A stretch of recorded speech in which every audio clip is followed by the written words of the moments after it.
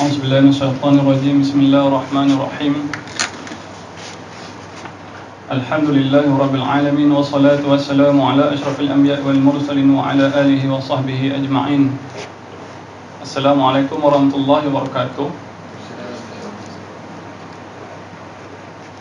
رب اشرح لنا صدورنا ويسر لنا أمورنا واحلل عقدة من ألسنتنا يفقهوا أقوالنا. Amma ba'd. Pertamanya saya ucapkan selamat datang dan terima kasih kepada pihak penganjur dan kepada semua yang hadir pada malam ini. Jadi, seperti yang sedia maklum, insyaAllah kita akan pelajari salah satu cabang ilmu yang sangat penting. Bukan sekadar untuk ilmu falsafah atau ilmu agama, tapi dia juga penting untuk semua jenis ilmu. Semua jenis ilmu, tak kira sama ada ilmu agama atau bukan agama, sama ada sains, perubatan, bioteknologi, semuanya berkait dengan ilmu mantik. Tapi kenapa hari ini bila sebut mantik, orang nampak dia hanya ilmu falsafah dan ilmu agama, sedangkan Barat yang maju dan canggih dari sudut jasmani, fizikalnya maju adalah kerana ilmu mantik.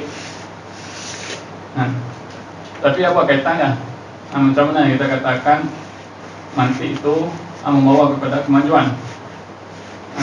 Sedangkan mantik ini kalau kita tengok hanya digunakan oleh ahli falsafah dan ahli agama.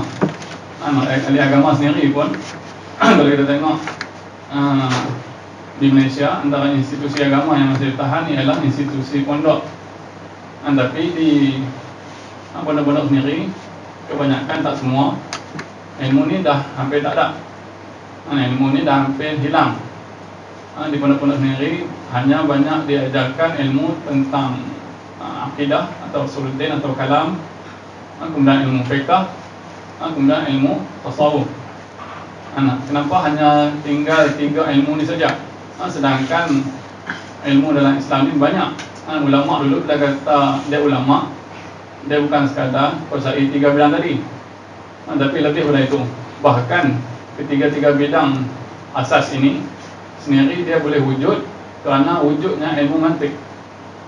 Bukan kita nak kata ilmu mantik lah punca bagi wujudnya ilmu agama, sebab agama itu munculnya dari wahyu. Itu kita nak jelas, bukannya logik atau mantik itu sumber mutlak bagi ilmu agama, tapi alat untuk keluarkan ilmu daripada wahyu sehingga terhasilnya ilmu fiqh, akidah dan akhlak atau tasawuf ini adalah ilmu mantik salah satunya. Sebab itulah dikatakan ilmu mantik atau logik ini sebagai ilmu alat. Ilmu alat sebab apa? Dia macam kalau kita tengok gunung atau bukit sebiji, sebuah, kita tengok, kalau ikut daripada itu, dia hanya gunung, hanya bukit, tak boleh buat apa-apa. Dan kita pula sebagai manusia perlukan bahan yang digunakan untuk buat rumah. Tapi untuk daripada gunung atau bukit tadi nak hasilkan rumah atau kediaman kita, mestilah ada satu alat. Jadi sumber bagi kewujudan suatu bangunan yang konkret, dia mestilah ada gunung. Tapi semata-mata dari gunung untuk jadi rumah sebiji tak jadi. Jadi dia mesti ada satu alat yang mana nanti kita boleh panggil mesin. Yang mana dengan mesin inilah dibongkar, dipecahkan segala gunung ganang, diambil kimia-kimianya, molekulnya, disusun, diproses sampai jadi kalsium karbonat dan sebagainya, semua itu. Mana dari itulah dia buat apa? Dijadikan semen yang mana dibancuh semula untuk jadi bangunan atau rumah. Jadi sama juga peranan ilmu mantik. Dia sendiri bukan ilmu.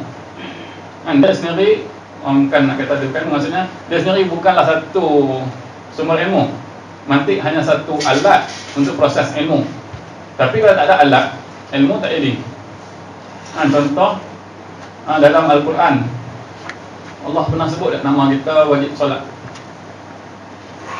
Pernah sebut Ya Rahman Sallu, ada tak? Ya Zulfa Sal, ada tak? Dalam Quran tak pernah sebut pun satu ayat yang sebut nama kita tentang perintah untuk solat. Allah tak sebut nama kita secara spesifik untuk solat, untuk beriman pada dia. Tapi kenapa kita rasa kita wajib solat? Kan? Macam mana boleh wujud rasa wajib solat tu kepada kita, sedangkan Allah atau Nabi Muhammad sendiri tak pernah sebut nama kita secara spesifik supaya buat satu kebaikan, iaitu solat. Jadi sebenarnya tanpa kita sedar, kan, tanpa kita sedar, kita dah guna mantik untuk faham wahyu, yang mana daripada kefahaman itulah baru kita timbul rasa wajib solat tadi. Apa mantik dia? Mantik dia ialah wahai orang yang beriman, solat. Wahai orang beriman, solatlah kamu. Okey, itu dipanggil premis pertama, ataupun dipanggil muqaddimah. Okay, muqaddimah pertama. Kemudian ada premis kedua, iaitu Rahman, seorang yang beriman. Okey, maka kesimpulannya ialah Rahman, solatlah kamu. Nampak tak? Jadi sebenarnya proses itu untuk capai kefahaman atau idea bahawa kita wajib solat, sebenarnya berasal daripada proses dalam akal kita, dalam minda kita, yang mana proses itulah dikaji dalam ilmu mantik. Jadi mantik ni sebenarnya dia bukan satu ilmu yang dibina atau dikaji pada satu objek bersifat empirik, tapi dia ada satu renungan atau satu ta'akul pada akal atau minda kita sendiri, yang mana dari situ kita akan dapat konsep-konsep ilmu mantik. Jadi mantik itu bukan satu ilmu yang dicipta, tapi dia adalah penulisan atau pencatatan semula terhadap apa yang berlaku di minda. Maksudnya bila kita masuk satu macam tadi bangunan dengan gunung dengan mesin, dia bukan yang buat mesin tu, tapi mesin tu macam tu, dia tengok macam mana mesin tu berfungsi, dia tulis balik. Jadi macam mana ilmu mantik ni wujud, ialah pengkaji zaman dulu, ahli falsafah zaman dulu, dia tengok ataupun dia renung akal dia sendiri, minda dia sendiri, dan daripada proses yang berlaku di minda tu dia catat balik sebagai ilmu mantik. Jadi logik atau mantik dia adalah satu ilmu fitrah, satu ilmu yang bersifat fitrah, bukan satu yang direka-reka atau setengah orang sebut sebagai bid'ah. Bab hukum mantik ni sendiri dia satu perbahasan yang panjang. Ada ulama ataupun tokoh-tokoh Islam yang kurang senang, kurang setuju dengan ilmu mantik. Ada yang sekadar memakruhkan, dan ada juga yang sampai tahap mengharamkan. Sedangkan ulama yang lain pula ada yang menggalakkan sampai ada tahap yang mewajibkan, dikatakan fardu kifayah dan sebagainya. Contohnya antaranya ialah Imam Al-Ghazali sendiri. Imam Al-Ghazali dia sebut apa? Orang yang tiada mantik padanya, ilmunya tak boleh dipercayai. Orang yang padanya tak ada ilmu mantik, ilmu dah tak boleh dipercayai. Sebab apa?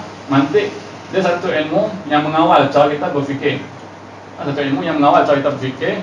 Maka dengan itu, bila ilmu fikiran dia terkawal, maka kita yakin dengan ilmu dia. Sebab apa? Ilmu yang dia keluarkan adalah daripada akal yang terkawal. Terkawal dengan apa? Dengan ilmu mantik. Okey, jadi itu antara latar belakang secara umum lah, mukadimah pendek tentang mantik. Supaya nampak apa mantik ni. Setengah orang anggap mantik ni ilmu debat. Ada yang anggap mantik ni ilmu debat. Ada yang kata mantik ni ilmu bercakap. Sebab mantik asalnya daripada nataqah. Nataqah ini bercakap. Wa ma yantiqu 'anil hawa in huwa illa wahyu yuha. Ada Nabi tak cakap dengan hawa nafsu, melainkan itu adalah wahyu yang diwahyukan. Jadi nataqah yang menjadi kata dasar bagi mantik ialah maksud dia bercakap. Tapi bercakap tu sebenarnya bukan bercakap dengan lisan, tapi bercakap pada akal. Sebab apa? Bila kita berfikir, kita renung kembali fikiran kita itu, dia seolah-olah kita bercakap dalam minda.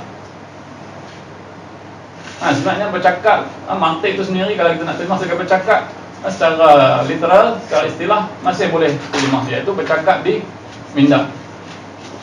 Okey. Dan itu macam mana tentang istilah mantik itu sendiri. Dan insyaAllah hari ini, bermula malam ini, sesi pertama kita nak tengok mantik itu sendiri secara umum. Dan kita akan masuk pada kitab Israwuji, insyaAllah kalau sempat. Nak tengok sendiri macam mana bahasa mantik. Dan kita bukan ambil kitab Melayu, yang kita ambil daripada kitab Arab sendiri, supaya kita dapat rasa keaslian nikmat ilmu mantik yang sebenar. kan? Tapi maknanya sama aja. Bahasa Melayu ke bahasa Arab sama aja. Cuma masalah sekarang ni ialah bahasa Arab dia dah bangunkan mantik, kemudian Barat ambil, Barat kembangkan dan majukannya. Dan Melayu sampai hari ini belum dibangunkan satu mantik khas padanya. Jadi ada Melayu yang cenderung ke arah timur atau ke arah Arab, dia akan banyak guna mantik timur atau mantik Arab. Dan setengah orang Melayu yang cenderung ke arah moden atau kajian Barat, ada banyak rujuk pada mantik Barat. Jadi nak cari satu mantik Melayu yang seimbang antara moden dan klasik, yang menggabungkan apa yang benar, apa yang hikmah pada kedua mantik ini, belum ada. Pada pendapat saya belum ada. Walaupun setengah orang klaim kata Melayu dulu dah ada mantik Melayu, itu pendapat dia. Tapi bagi saya sendiri secara pribadi, tak ada pun ilmu mantik dalam bahasa Melayu. Maksudnya yang dibangunkan secara khusus dalam bahasa Melayu, sama ada yang moden sekarang ni ataupun pada zaman dahulu, belum ada. Sebab dalam tradisi Melayu setakat ni yang ada kitab-kitab yang saya sebut tadi, agama fiqh semua tadi. Kemudian ada satulah ilmu alat, iaitu kita panggil ilmu makulat. Ilmu makulat ni satu cabang lain, adapun satu jenis ilmu juga yang sangat rapatlah dengan ilmu mantik.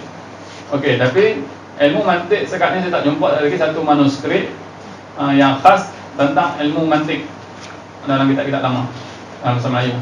Jadi tak tahu, mungkin serta ada jumpa, Allah alam. Setakat ni tak jumpa. Dan kalau kata ada sekalipun, dia tak hidup sekarang ini. Ilmu mantik pada orang Melayu tak wujud, tak dikembangkan, hanya dibincangkan. Dan ada setengah tu yang taksub pada mantik klasik, ada yang taksub pada mantik moden, sampai menolak langsung mantik klasik. Jadi kita ni nak terima yang mana? Nak mazhab Aristotle ke? Nak mazhab Kant ke? Descartes ke? Nak pakai mazhab mana? Kita sebenarnya mazhab kita ialah kebenaran. Kita panggil haq. Apa yang benar itulah mazhab kita. Jadi kalau benar itu ada pada Aristotle ke, pada orang Islam ke, orang Islam kita ambil. Nabi pun dah sebut al-hikmah dallatul mu'min.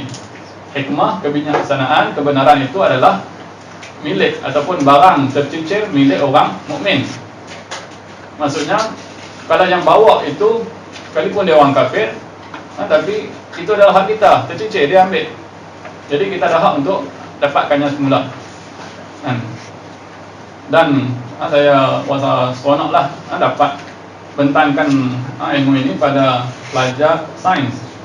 Pelajar sains, khususnya sains biologi, sains yang bersifat biologi, yang mana pada satu masa lalu kita pernah menguasai dan mendominasi dunia ini dengan ilmu biologi kita yang tersendiri.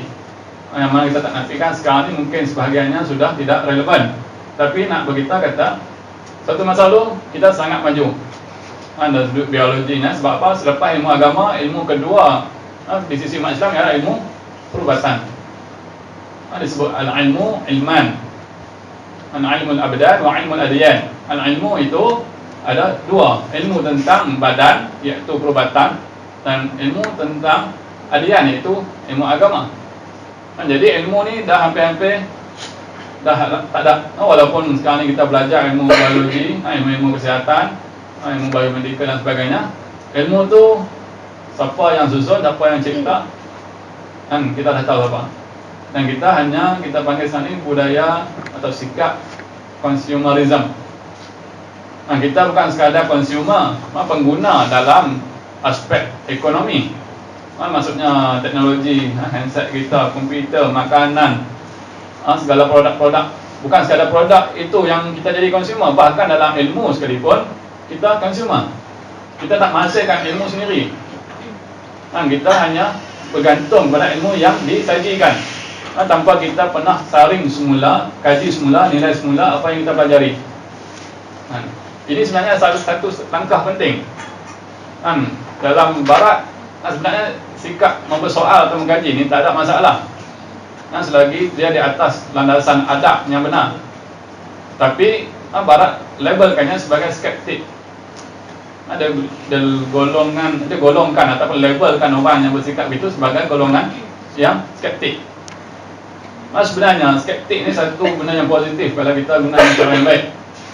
Kalau kita tengok balik sejarah dari segi perkembangan ilmu sendiri, yang mana kita boleh kata secara rasmi dan formal bermula di zaman Yunani, zaman Greek.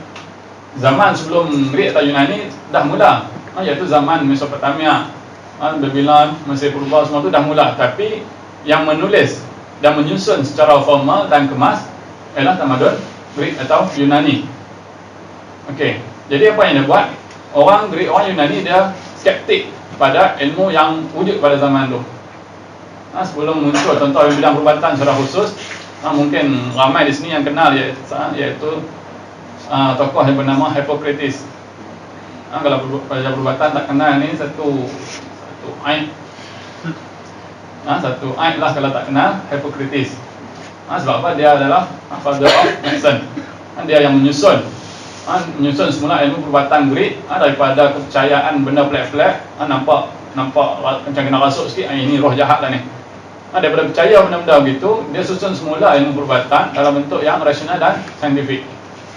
Walaupun kita tahu bahawa apa yang dia buat tu tak sempurna, banyak cacat, banyak salah, tapi sekarang dia dah mula langkah pertama. Ada skeptik dengan masyarakat dia yang percaya benda pelik-pelik dalam perubatan, maka dia tulis semula buat kajian. Jadi terhasillah ilmu perubatan yang pertama. Kemudian Galen, tadi Hippocrates tokoh pertama, kemudian Galen ataupun bahasa Arab panggil Galenus. Okey, Galen dia skeptik terhadap Hippocrates. Dia meragukan Hippocrates pada bab-bab tertentu dalam bidang perubatan. Maka apa dia buat? Dia tulis semula. Dia tulis semula syarah dan kitab baru yang mengkritik dan memperbetulkan pandangan Hippocrates, sambil dia menambah ilmu-ilmu baru dalam ilmu perubatan. Jadi nampak apa yang berlaku. Kemudian kalau kita tengok lagi, bila zaman ada sudut perubatan, Galen tu boleh kata tokoh terakhir yang hebat dalam tamadun Greek, dan akhirnya tamadun Greek jatuh, dia pindah ke umat Islam. Kemudian dalam tamadun Islam ni bermula dengan tokoh awal dalam bidang perubatan yang sangat terkenal, iaitu Zakaria Ar-Razi. Jangan campur aduk antara satu orang lagi nama dia Fakhruddin Ar-Razi. Itu pun tokoh hebat. Tapi dia tokoh lain, dia tokoh kalam dan falsafah dan juga sains. Tapi dia hidup zaman belakang. Tapi yang hidup zaman awal ni, antara yang awal ialah Zakaria Ar-Razi. Zakaria Ar-Razi ni dia punya tahap skeptik pada Greek atau Yunani agak tinggi. Sampaikan dia tulis satu kitab nama dia Asyukuk ala Jalinus. Syukuk itu jamak atau plural bagi syak, keraguan terhadap Galen. Kenapa dia buat begitu? Bukan saja-saja syok, bukan saja-saja sonok tulis aku macam meluak lah kat Galen, tulis lah kitab. Bukan. Dia ada dasar tanggungjawab dia sebagai ahli perubatan, sebagai ahli doktor terhadap ilmu perubatan. Dia rasa tanggungjawab untuk kembangkan perubatan dengan cara yang betul. Sebab apa? Kita nak rawat nyawa manusia. Kita bermain dengan kesihatan manusia. Jadi tak boleh berpegang pada ilmu yang salah, walaupun ilmu itu ditulis oleh tokoh yang hebat. Jadi dia mengkritik pada sebahagian idea-idea atau karya-karya Greek. Maka dia temui banyak penemuan. Antaranya ialah dia orang pertama yang kaji secara teliti tentang penyakit cacar. Cari Zakaria Ar-Razi, ataupun nama Latin dia dipanggil Rhazes. Okay. Jadi dengan atas dasar skeptik atau ragu lah pada apa yang orang sebelum dia, maka dia temui satu benda baru yang lebih baik dan benar. Kemudian Ar-Razi sendiri dia diragui oleh siapa? Oleh Ibn Sina. Ibn Sina tokoh yang hebat juga, yang lahir kemudian daripada Ar-Razi. Dia pun ada ragu, syak, skeptik pada orang sebelum dia. Tapi dia bukan saja-saja ragu. Dia ragu atas dasar dia rasa dia buat kajian yang lebih baik dan jumpa benda yang lebih benar. Maka dia pun jumpa banyak penemuan. Dia kritik tokoh-tokoh lama sama ada Greek atau Arab, dan dia akan jumpa banyak penemuan. Antaranya apa? Dia antara orang pertama yang jumpa bahawa penyakit TB boleh berjangkit. Orang dulu tak percaya ataupun tak faham konsep berjangkit, infection. Sebab apa? Dia tak nampak kuman zaman dulu. Tapi zaman sekarang benda tu terbukti. Kemudian tokoh selepasnya, antara tokoh yang akhir, kita tengok Ibn Nafis. Okey, Ibn Nafis. Ibn Nafis ni dia seorang ahli perubatan yang hebat. Bahkan setengah orang kata dia lagi hebat daripada Ibn Sina. Kan itu kita kena panggil dia orang berdebat lah, tengok siapa hebat kan. Tapi sebab dia orang ni hidup di zaman bulanan, tak boleh lah kena ajak debat. Okey, jadi nak abang kata Ibn Nafis ni dengan kemampuan dia, minat dia terhadap perubatan, tanggungjawab dia terhadap perubatan, dia pun mengkaji semula apa yang orang dulu sebut dalam perubatan. Antaranya apa? Orang dulu tak percaya bahawa badan kita ni ada satu sistem peredaran darah yang bersifat sekular. Bukan sekular, circulatory system kan, sistem peredaran darah. Orang dulu percaya bahawa dia arteri itu satu jenis sistem, vein atau vena satu sistem. Dua ni bukan sistem yang sama. Tapi Ibn Nafis dia kaji dan dia temui bahawa rupanya sebenarnya ini satu sistem. Yang mula pada jantung, masuk ke arteri, ke kapilari, kemudian vena, jantung semula. Dan dia juga temui kata bahawa dari jantung pergi ke paru-paru, kemudian masuk balik ke jantung. Jadi skeptik ini satu skeptik yang positif, yang mana semua ni banyak guna ilmu berfikir, kita namakan sebagai mantik. Dan benda yang sama juga lah dibuat oleh Barat terhadap perubatan Islam. Maksudnya apa? Lepas orang Islam maju dan dominan dalam perubatan, bila Barat pula mula naik, dia kaji dan dia skeptik terhadap orang Islam buat. Maka dia pun kembangkan perubatan. Daripada percaya kepada 4 unsur, dia kata badan kita ni ada api, angin, air, tanah, dia skeptik terhadap 4 ini. Maka dia buat apa? Dia bangunkan kimia sampai wujud kimia dan ni bukan 4 unsur, lebih kurang 120 unsur, bermula dengan heliumnya, hidrogennya, sampai kalah uranium, plutonium, semua itu. Maka semua ni atas dasar apa? Dia rasa ragu terhadap orang dulu buat, sebab dia buat satu yang lebih baik. Sampailah hari ini. Tapi daripada golongan Barat iaitu Greek diragukan oleh orang Timur, iaitu orang Arab.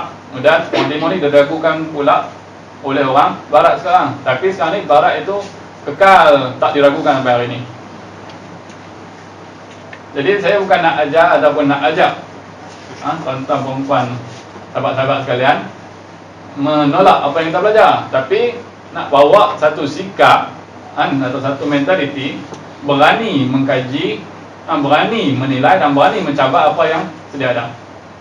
Bukan terasa kita nak tunjuk kita hebat, tapi kita nak cari yang lebih baik. Sebab dalam bidang perubatan atau bio khususnya, kita mesti nak ubat atau bahan drug yang terbaik untuk kita bagi pada orang sakit. Jadi salah satu dia apa? Salah satu dia belajar Saudi. Itu langkah pertama. Itu langkah pertama untuk kembalikan jati diri kita, keyakinan kita dan kewibawaan kita, maruah kita. Kita mesti jadi bangsa atau kaum atau agama yang memimpin, bukan yang dipimpin. Okey, jadi kesedaran itu, setelah sedar nak buat apa? Takkan sekadar kita kena ni. Macam mana cara dia? Bukan buat demo. Buat demonstrasi tak akan menghasilkan satu jurnal. Kena buat kajian. Kena buat kajian. Okey, jadi langkah pertama dia antaranya ialah kita kembali kepada ilmu yang menjadi dasar bagi sains, iaitu ilmu logik atau mantik. Macam mana ilmu logik atau mantik ini jadi dasar sedangkan dia digunakan oleh orang agama dan falsafah? Itu sebenarnya timbul dengan sebab salah faham dan tidak jelas tentang subjek atau perbincangan ilmu mantik itu sendiri. Ada yang menganggap mantik itu sekadar ilmu macam ilmu bahasa, macam ilmu linguistik, tapi tidak. Mantik lebih dari itu. Okey. Jadi jelas tak peranan ataupun sumbangan mantik itu sendiri yang membawa kepada sikap kritis dan kritikal dalam menerima suatu idea atau pendapat. Baik, kita tengok slide. Okey, dengan secara umumnya apa yang kita akan pelajari selama tadi disebut berapa ni? 5. Sebenarnya 5 tu tak cukup.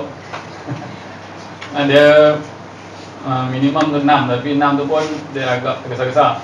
Kita akan tengoklah nanti dia susun mula macam mana. Mana tahu sini semua otak lajuan cakap sikit faham dah. Okey, satu sesi pun dah cukup. Okey, nanti kita tengok macam mana kemampuan kita dan inilah masa yang kita ada, insyaAllah. Jadi sepanjang sesi yang kita akan masuk lepas ini dan hari ini, kita hanya nak belajar ataupun nak tengok 3 benda ni je. Bila sebut mantik, sikit je, 2 tu je. Hanya tasawwur dan tasribat. Itu je, tak banyak. Okey, jadi satu malam boleh? Okey, jadi nampak asalnya ini aja. Kalimah tu sekadar pengenalan, sekadar introduction lah. Kemudian tasawurat, cabang pertama yang besar, dan cabang kedua yang besar juga ialah ilmu tasdiqat. Okey. Okey, kita tengok mukadimah. Mukadimah bagi mantik sebenarnya panjang. Ada sudut sejarahnya, definisinya, siapa tokoh-tokohnya. Semua itu sangat panjang perbincangan dia.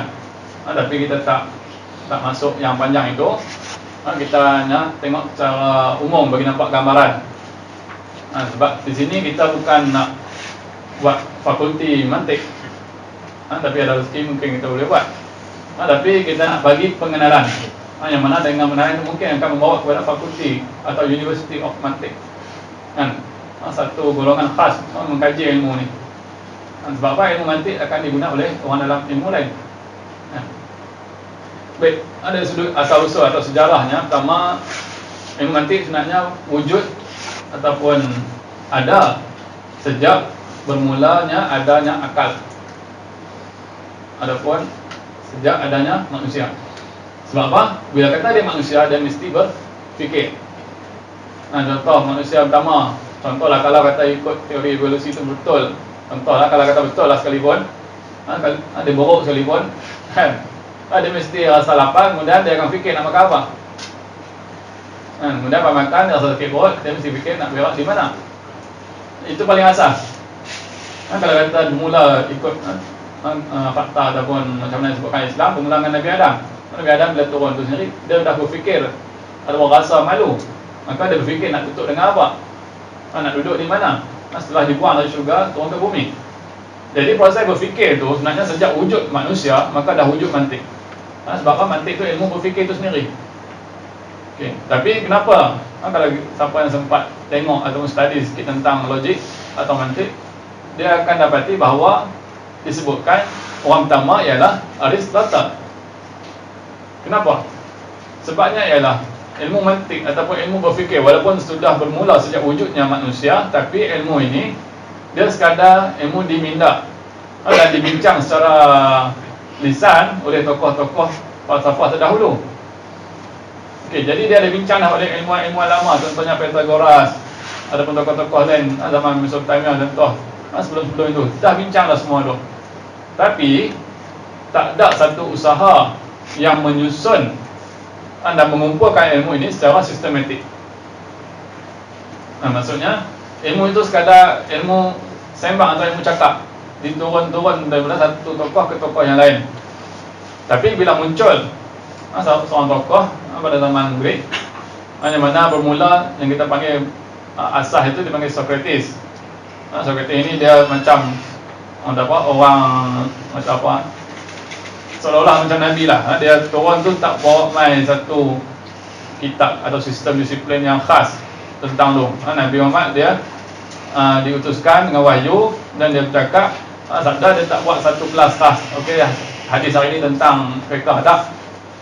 Dia sebagai pengasas, lebih kurang begitu kedudukan Socrates. Maka dia tak tulis satu kitab pun. Antara murid ataupun pelajar dia yang paling utama ialah Plato. Okey, Plato dia jadi murid bagi Socrates, maka dia menulis beberapa dialog dan karya tentang guru dia. Maka buku tu nama dia ditulis oleh Plato, tapi cerita dalam tu cerita pasal Socrates dan kawan-kawannya. Socrates hari ini berdialog dengan orang ni, macam mana dialog dah, ada unsur-unsur falsafah di situ, bagaimana Socrates mencari kebenaran. Kaedah Socrates ni banyak tanya orang. Orang yang datang bawa satu isu, dia akan tanya sampai akhirnya orang tu sendiri terjawab. Dia sendiri akan dapat jawapan daripada apa yang terjawab. Contoh antara kaedah, satu kisah yang agak masyhur, bagaimana Socrates menapis satu soalan. Bila ada seorang datang pada dia, maklumkan bahawa aku ada satu berita untuk dimaklumkan kepada kamu. Maka dia kata, boleh. Adakah kamu yakin bahawa apa yang kamu nak bawa ini tentang sesuatu yang baik? Dia kata, tidak. Bahkan dia satu benda yang buruk. Sama tu belum disusun ilmu mantik, tapi kaedah mantik atau cara dia berfikir secara kritis itu sudah muncul. Jasmani ataupun fizikal. Okay, jadi kalau kita gabungkan dua ni, insyaAllah kita akan dapat satu gambaran yang lebih baik. Tapi kalau kita hanya ambil salah satu, sama ada kita di langit ataupun kita hanya di bumi, pecahan-pecahan ya.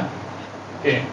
Jadi daripada Aristotle turun ke Arab, kemudian lepas Arab habis semua, pergi ke Barat. Dan Barat pun hasil daripada tidak mengambil ilmu ataupun hikmah ataupun kebijaksanaan itu secara total.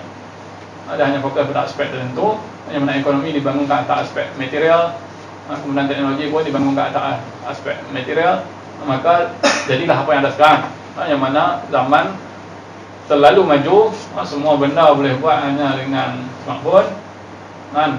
Terlalu maju, tapi dari sudut moral dan adab semakin jatuh.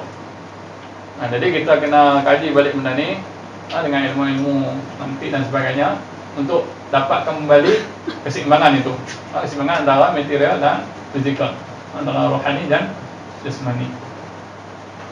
Okey, jadi itulah secara ringkas macam mana dari awal sampai sekarang. Dan ilmu ni pun makin berkembang, khususnya di Barat.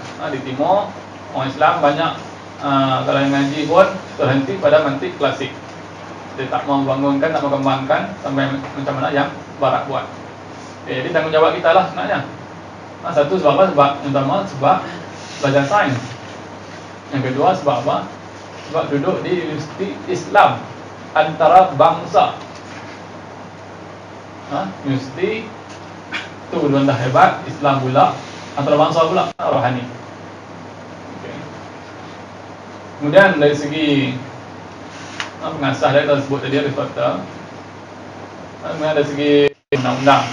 Okay, jadi itu perubahan aspek mantik daripada bersifat tadi yang agak umum, kemudian bersifat empirik. Sedangkan mantik yang sebenar dia dua-dua. Sebab tu dia kata kena susun semula mantik ini, susun semula supaya dua-dua aspek ni dia jalan serentak. Sebab tu ilmu yang kefalsafahan ni biasanya kita tengok tentang Isaruji, tentang Isaruji, yang mana salah satu daripada banyak kitab yang ada tentang ilmu mantik. Isaruji ni boleh dikatakan sebagai kitab yang paling pendek lah, yang paling pendek dalam mantik. Okay, Isaruji asalnya bukanlah bahasa Arab, sebab tu dari segi sebutan pun kita tak tahu nak tak wazan apa. Kalau kita belajar bahasa Arab, Isaruji, dia fi-a-lu-li, yang tak ada wazan yang kita boleh letak talian. Sebab apa? Dia bukan bahasa Arab, dia bahasa Greek. Isaruji yang maksud pengenalan, introduction. Sebab apa? Sebab asalnya yang tulis kitab dengan nama Isaruji ni ialah Porphyry, bukan Asiruddin Al-Abhari. Orang asal yang tulis tentang mantik menggunakan nama Isaruji ialah Porphyry, bukan Al-Abhari. Okey, jadi Porphyry ini sebenarnya dia tulis satu kitab dengan nama Isaruji yang merujuk kepada pengenalan atau mukaddimah bagi mantik Aristotle. Okey, Aristotle dia ada kitab yang besar tentang ilmu mantik, dan setiap kitab itu ada pecahan-pecahannya. Pecahan awal itu ialah ilmu makulat, ilmu makulat asyarah. Adapun bahasa moden dia panggil ilmu kategori atau kategoria diarabkan. Jadi itu ilmu pertama. Kemudian ilmu pertama ni didapati oleh Porphyry agak suka bagi setengah orang, maka dia buat satu kitab khas sebagai introduction, sebagai pengenalan sebelum masuk kepada ilmu makulat atau mantik itu sendiri. Jadi Porphyry dia tulis kitab tu sebenarnya untuk memudahkan orang belajar mantik Aristotle. Itu kitab pertama yang guna ataupun yang asalnya gunakan nama Isaruji, bukan yang kita nak belajar hari ini. Okey, tapi bidang dia sama, iaitu bidang mantik. Kemudian dari sudut isi atau kandungan kitab Isaruji yang ditulis oleh Porphyry itu, ataupun bahasa Arab dia panggil Porphyrius, bukan Phosphorus, Porphyrius. Porphyrius iaitu nama Arab bagi Porphyry. Okey, dia asalnya bincang satu cabang saja daripada mantik yang dinamakan Al-Kulliyat Al-Khams, ataupun dia panggil Five Universal. Ada 5 benda yang kulli, benda yang universal, yang umum, yang menjadi asas bagi memantik, ditulis oleh Porphyry. Okay, itu asal kitab dia. Apa dia 5 ni kita akan tengok nanti dalam mantik. Dia salah satu cabang ilmu tasawurat. Okey. Kemudian istilah itu diperarabkan jadi Isaruji. Kemudian dia digunakan oleh beberapa penulis. Maksudnya bila istilah itu dah masuk ke bahasa Arab, orang lain pun ada yang tulis dengan nama Isaruji, tapi kitab dia bukanlah kitab yang Porphyry itu. Maksudnya dia ambil nama yang sama tapi untuk kitab dia. Yang mana salah satu dia ialah yang kita nak belajar hari ini, kitab Isaruji oleh Asiruddin Al-Abhari. Okey. Dan dia bukan sekadar dalam bidang mantik, bidang lain pun ada guna istilah Isaruji ni. Okey. Ini gambar tentang kitab yang asal tadi, iaitu kitab Isaruji oleh Porphyry. Yang sebelah itu yang English, diterjemah ke English oleh Edward Warren. Kemudian yang satu lagi yang bahasa Arab, maksudnya orang Islam zaman awal dulu dah terjemah dah pun kitab Isaruji yang Porphyry ini ke bahasa Arab. Bila kita tengok di situ, Isaruji li Porphyrius As-Suri. Porphyrius itu ialah Porphyry. Jadi peringkat awal Islam dah kenal kitab ini. Okay. Ini contoh kitab yang menggunakan nama Isaruji tapi bukan kitab mantik. Kitab Al-Madkhal ila Sina'at At-Tibb, kitab pengenalan atau mukaddimah kepada seni atau bidang perubatan, ataupun nama lainnya iaitu Isaruji oleh siapa? Muhammad bin Zakaria Ar-Razi. Kita sebut tadi, Zakaria Ar-Razi. Jadi nama Isaruji itu dah masyhur dalam kalangan ulama-ulama Islam, maka digunakan untuk macam-macam kitab. Okey. Jadi ada beberapa kitab lain lagi. Ini yang saya nampak lah. Kemudian Isaruji Abhari. Sebab apa Isaruji Abhari? Nak membezakan Isaruji Porphyry. Isaruji Porphyrius tadi. Isaruji Abhari membincangkan ilmu mantik secara keseluruhan.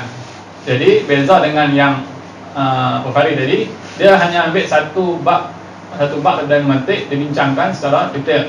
Tapi yang Abhari ini dia fokus ataupun dia bincang mantik secara keseluruhan, tapi dalam bentuk yang ringkas dan padat. Okay, sebab tu kitab ini best. Kalau dia bincang mantik secara keseluruhan dan mendalam, maka akan sangat tebal. Isaruji Abhari memainkan peranan yang sangat penting dalam pembelajaran ilmu mantik kerana ia menjadi asas bagi kitab-kitab mantik lain yang lebih tinggi dan mendalam. Maksudnya apa? Yang disebut tadi, dia antara kitab yang dikatakan sangat pendek. Yang mana kalau panjang sikit tapi dalam bentuk syair dinamakan kitab sulam. Ada matan sulam. Okay, itu kitab mantik yang lebih panjang sikit saja daripada Isaruji, tapi dalam bentuk syair. Yang kita ini bukan bentuk syair, dia ayat biasa. Kemudian selain pada sulam, kita ada yang sederhana sikit, yang ni yang menjadi silibus mantik untuk pelajar Usuluddin di Al-Azhar sekarang ini, iaitu kitab nama dia Matan Tahzib. Matan Tahzib, yang mana dia ada syarah dia yang terkenal juga digunakan oleh Al-Azhar, iaitu syarah dia dinamakan Tazhib. Kitab asal nama Tahzib, kitab syarah nama dia Tazhib. Tak tahulah apa pasal jadi macam tu kan. Tapi sekali tengok tu nampak macam sama, tapi rupanya lain. Kemudian kita ada yang lebih tinggi pada itu, antaranya kitab dipanggil Risalah Syamsiyah. Risalah Syamsiyah antara kitab yang lebih tinggi dalam ilmu mantik. Dan kemudian ada lagi beberapa kitab lain, antaranya Mantiqul Mulakhas oleh Fakhruddin Ar-Razi. Kemudian ada satu kitab ini saya bawa, dikeluarkan oleh Istad, kitab Al-Manahij fil Mantiq. Ini adalah kitab penting juga ataupun bagus dalam memantik. Cuma sebelum ni jarang dibincangkan. Saya pun dapat ni sebab apa, itu Istad dia buat jual. Jadi beli dari situlah. Dia ditulis oleh Ibnu Turkah. Dia dalam mantik pun dia sebenarnya ada dua kecenderungan lah. Satu cenderungan Sunni, satu kecenderungan Syi'i. Jadi dua-dua aliran ni dia ada cara perbincangan dia yang tersendiri. Cuma secara umum sama. Kalau ada beza sikit-sikit, kalau kita betul-betul pelajari mantik, kita akan tengok ada sikit beza dari sudut istilah. Maksudnya untuk benda yang sama, aliran ini dia guna istilah ini, aliran ini guna istilah. Bagi saya tak ada masalah. Kalau kita dari sudut tingkat pengkaji, tak ada masalah. Kita boleh mengkaji apa-apa saja kitab yang ditulis oleh siapa-siapa saja. Yang penting kita mesti kritis. Jangan orang tulis, oi, orang ni nak taksub dengan kitab ni lah. Besok baca kitab lain, taksub dengan kitab lain pula. Tak boleh lah. Itu nama dia tak cukup syarat baca kitab. Baca kitab ataupun nak buat kajian perbandingan, comparative study, mesti kita dah menguasai ilmu-ilmu alat yang asas. Salah satunya ialah mantik. Kemudian Kisah Wujud Bahari juga dikaji oleh ramai ahli mantik sehingga akan wujud pelbagai syarah dan hasyiah terhadapnya. Okey, syarah dan hasyiah apa beza dia? Kedua-duanya sebenarnya adalah huraian. Tapi bezanya ialah syarah ialah huraian yang pertama bagi kitab asal. Itu kita panggil syarah. Maksudnya ini contoh, ini kitab Al-Manahij fil Mantiq. Okey, kalau kata contoh raman syarah. Raman syarah dia. Jadi syarah oleh raman itu kita nama dia syarah. Sebab apa? Dia huraian pertama. Kemudian huraian atas huraian. Adapun syarah terhadap syarah, itulah yang dinamakan hasyiah. Okey, contoh raman dah syarah dan saya rasa rajin nak di syarah pula dia kan, rasa yang perhatian lah. Tulis balik. Itu kita namakan hasyiah. Okey, jadi kadang tu dia ada hasyiah atas hasyiah pun ada. Ulama dulu dia macam tu. Itu salah satu cara ilmu bersambung. Ilmu terjaga sebab apa? Dia sentiasa dijaga ataupun dikaji, disyarah, dinilai oleh ramai ulama. Okey, ini antara beberapa kitab syarah bagi Isaruji. Okey, syarah bagi Isaruji itu dalam Mu'anil Qullab, syarah Isaruji oleh Mahmud Hasan Al-Marzuzi. Kemudian yang sebelah tu syarah oleh, kita masih dalam mukaddimah. Masih dalam mukaddimah sebagai pengenalan bagi ilmu mantik. Sekarang kita akan tengok definisi ataupun ta'rif bagi ilmu mantik. Dan sebenarnya ta'rif atau definisi sebenarnya itu adalah salah satu cabang mantik. Maksudnya tadi kita sebut mantik ada tajuk tasawurat dan juga tajuk tasdiqat. Tasawurat iaitu cabang pertama yang sangat panjang perbincangannya, itu hanya khusus untuk membuat takrif. Maksudnya satu bab itu wujud semata-mata kerana nak belajar cara nak mentakrifkan sesuatu. Jadi diajar dalam ilmu tasawurat cara-cara dan kaedah yang tepat untuk mendefinisikan sesuatu. Okey. Jadi satu bab khas pertama tu memang khas untuk definisi. Manakala bab yang kedua adalah untuk mengkaji atau melihat kaitan antara benda yang ditakrifkan. Maksudnya satu benda itu mestilah ditakrifkan dulu. Kalau satu benda tak ditakrifkan, maksudnya kita tak tahu apa maksud benda itu. Setelah ditakrifkan dulu, ke semua benda yang nak dibincangkan, barulah dikaji sesama benda yang ditakrifkan itu ada kaitan tak, ada atau tidak. Okey. Jadi mantik sebenarnya itu dasarnya. Itu adalah dasar bagi mantik. Sekarang kita tengok definisi mantik. Ini antara definisi yang masyhur. Maksudnya ada lagi definisi lain. Ada lagi definisi lain. Nampak betapa kompleksnya ilmu mentakrif ini. Sampaikan ahli mantik yang mana mereka ni belajar khusus tentang cara nak takrif, sama mereka pun masih khilaf. Antara orang lain tak belajar tentang mantik. Kalau contoh, saya angkat benda ni, cuba takrifkan ini. Kalau tanya 10 orang, insyaAllah 10 jawapan. Sedangkan ahli mantik sendiri pun sesama mereka khilaf. Sedangkan mereka ni antara orang yang sangat pakar dalam membuat takrif. Sebab tu kalau kita belajar fiqh, ilmu agama, contoh usul fiqh atau fiqh sendiri, setiap tajuk mesti yang pertama takrif. Ada panggil takrif lughawi dan takrif istilahi. Takrif secara bahasa dan secara istilah. Sebab apa? Sebelum nak bincang pasal satu tajuk, mesti faham tajuk itu apa maksudnya. Contoh nak bincang tajuk wuduk. Apa itu wuduk? Dia tak tahu wuduk betul syarat-syarat wajib ke syarat sah, syarat rukun. Tak, ada akan masuk takrif dulu. Apa itu wuduk? Yang seorang faham wuduk tu macam mandi. Yang seorang faham wuduk tu macam duduk. Jadi duduk bincang rukun mandi dengan rukun duduk. Padahal nak bincang wuduk dengan satu makna yang lain. Jadi sebab itulah mantik cabang pertama iaitu tasawurat, dia hanya khas fokus pada cara membuat definisi. Kemudian setelah didefinisikan, setelah ditarifkan dan jelas apa yang nak dibincangkan, barulah dikaji pula sesama benda itu ada kaitan atau tiada kaitan. Okey. Macam mana yang kita sebut ada kaitan semua tu kita akan tengok nanti. Alatun qanuniyah taqsimu mura'atiha al-zihn anil khata' fil fikr. Satu alat aturan atau undang-undang yang memelihara minda pengamalnya daripada kesalahan ketika berfikir. Okay, kenapa dia tak kata satu ilmu yang memelihara fikiran daripada salah? Kenapa dia mesti tambah mura'atuha? Ra'a ni meraihkan, menggunakan, mengamalkan.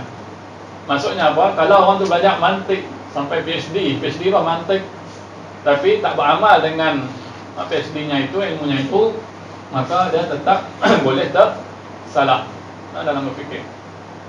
Dan punca atau faktor bagi tersalahnya seseorang dalam berfikir ada dua. Yang pertama, masalah dari sudut akal. Yang kedua dari sudut nafsu atau jiwa dia. Maksudnya apa? Ada orang yang dia tersalah fikir kerana akalnya tak tajam, maka dia salah dalam melihat suatu benda dan dia menghasilkan jawapan ataupun keputusan yang salah. Itu satu punca.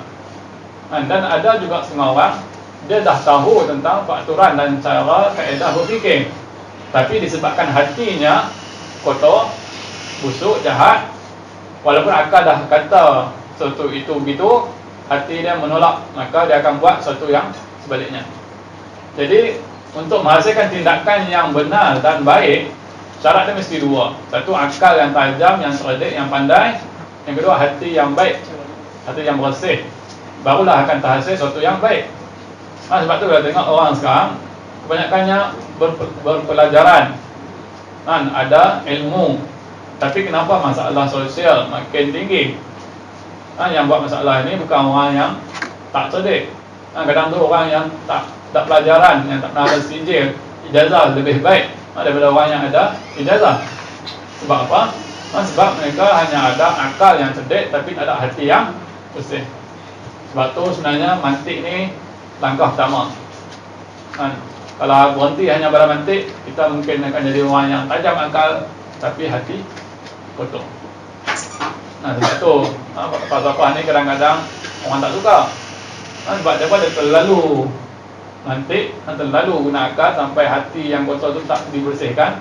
Dia menghasilkan idea-idea yang pelik-pelik, yang kotor-kotor, yang sampai tahap kadang tu membawa kepada tak percaya pada Tuhan. Sebab tu setengah orang sangat anti, mengharamkan, membid'ahkan, mengkufurkan mantik. Macam mana Imam Ghazali. Tapi Imam Ghazali dia bukan pasal mantik. Imam Ghazali pasal falsafah. Dia kafirkan Ibn Sina dan Farabi. Ini satu kontroversi, satu isu yang panjang, yang mana saya ambil sikap tawakuf ataupun kita mengimbari berlepas diri daripada apa yang mereka debatkan. Memang kita buka kitab jelas Imam Ghazali kafirkan Ibn Sina dan Farabi. Sedangkan Ibn Sina dan Farabi ini, khususnya Ibn Sina, dirujuk oleh hampir semua ulama, khususnya dalam ilmu mantik. Ulama kalam merujuk. Maka kita buka contoh orang yang diberi kerusi Al-Ghazali, siapa dia? Diberi kursi kehormatan Al-Ghazali, iaitu Syekh Muhammad Naqib Al-Attas. Dia sendiri merujuk Ibn Sina. Maksudnya orang yang, kalau kita faham betul-betul sebenarnya ada orang ni tak ada masalah pun. Mereka ni kalau jumpa balik dalam mazhab mungkin gelak-gelak tak kedai kopi. Mungkin. Maksudnya apa? Kalau dibincang balik secara baik tak ada masalah. Benda ni dah diharmonikan balik oleh Ibn Rushd. Kita dirujuk balik perbahasan. Tapi tak berhenti sampai kat situ. Ibn Rushd dah dibalas lagi oleh ulama lain selepas itu. Dan tak habis. Dan setengah orang kata itu adalah punca kejatuhan falsafah bagi Islam. Sebab apa? Bila dikafirkan maka orang takut nak belajar. Sebab apa? Takut kafir. Jadi kita belajar balik ilmu ni, disusun oleh ulama-ulama, dan kita pun dah kafir, diharmonikan dengan Islam, maka tak ada masalah. Sebab apa? Ilmu ni walaupun dari Greek sebenarnya dia wujud lama dah, cuma orang Greek tolong susun. Sama lah macam alam ni. Alam ni orang dulu tengok biru, serupa aja.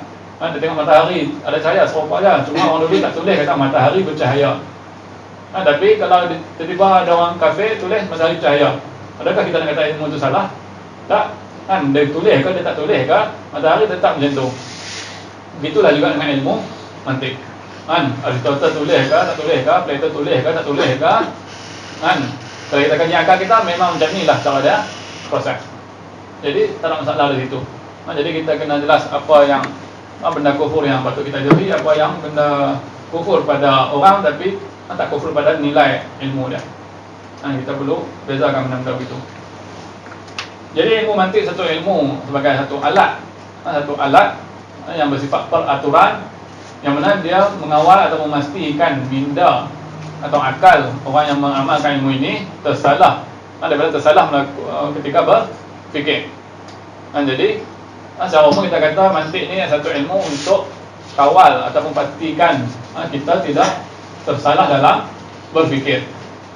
Maka eloklah kita pelajari sebagai langkah mempertajamkan dan memperkemaskan cara kita berfikir. Dan benda ni bagi saya sendiri, saya rasa perbezaan sebelum dan selepas belajar nanti. Kalau sebelum belajar tu kata akal kita macam ikut suka dia nak fikir macam mana. Rabak. Dia tak nak fikir, ini fikir. Tapi dengan mantik kita akan jelas. Yang pertama sebelum nak fikir kena jelas apa dulu. Kemudian lepas ni nak kena buat macam mana. Contoh yang paling asal tadi kita kata, sebelum nak fikir tentang sesuatu kena faham dulu itu apa. Apakah itu? Yang mana kita namakan sebagai definisi. Contoh sekarang ni isu contoh undang-undang hudud. Ataupun orang undang-undang syariah semua tu kan, banyak isu. Yang pertama sebelum nak kata benda undang-undang hudud ni bagus tak bagus, tak boleh terus kata dia bagus tak bagus, kena kaji apa itu hudud. Ni tengok hudud, hudud tak bagus. Tengok ni, ni bagus. Tak boleh. Dia mesti tahu apa itu benda tu. Kemudian kadang-kadang bila kita cari apa itu, apa itu sesuatu itu, kadang-kadang kita akan dapat banyak version, banyak jenis. Contoh kalau kita hudud sendiri dia ada yang qat'i, yang jelas daripada wahyu Quran, ada yang bersifat ijtihad. Kadang ulama ni kata kena sebab banyak ni, ulama ni kata macam ni. Ada setengah tu pendapat sahabat, sebab pendapat ulama. Jadi bila ada banyak definisi hudud, maka hukum atau nilai ke atas benda beza itu pun boleh jadi berbeza. Hudud yang begini hukum dia ini, hudud yang begini hukum dia ini. Jadi benda ni akan memperkemaskan lagi cara kita berfikir. Yang mana bukan sekadar bagi kebaikan kepada kita, bahkan bagi kebaikan pada orang lain. Sebab apa? Kadang-kadang kita ada pengaruh, ada kuasa dalam satu itu. Kita buat keputusan yang tidak tepat pada satu itu, kemudian diikut oleh orang ramai, maka kita dah merosakkan orang ramai. Sama dalam bidang fatwa agama, fatwa yang salah merosakkan masyarakat, dan dalam bidang perubatan pun tersalah ubat pun merosakkan masyarakat.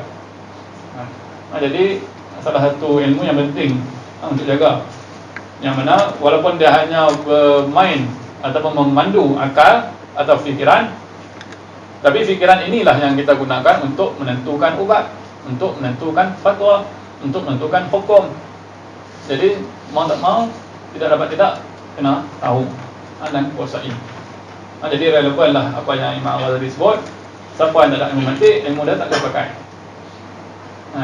Atas dasar apa? Atas dasar bahawa orang yang ada mantik ni dia lebih terpelihara, lebih tersusun dari sudut penghujahannya. Walaupun sekarang tu tak boleh mantik, dia mungkin dapat ilmu yang benar, tapi atas dasar taklid. Sebab apa? Orang yang dia ikut itu adalah orang yang benar dalam berfikir, maka apa yang dia ikut itu benar. Tapi macam mana kita nak tahu orang yang kita fikir itu benar atau tidak? Jadi tambah-tambah di zaman sekarang ni, contoh dalam agama sendiri ada banyak aliran. Di Malaysia ada yang Salafi, ada yang Sunni, kemudian ada sikit-sikit yang Syiah, ada yang Wahabinya. Jadi yang mana yang benar? Kemudian kadang dalam satu mazhab tu, contoh yang Sunni ni juga ada pecahan dia. Jadi semua ni diperlukan pemikiran yang tajam, yang kritikal, supaya kita dapat pilih satu idea atau aliran yang terbaik.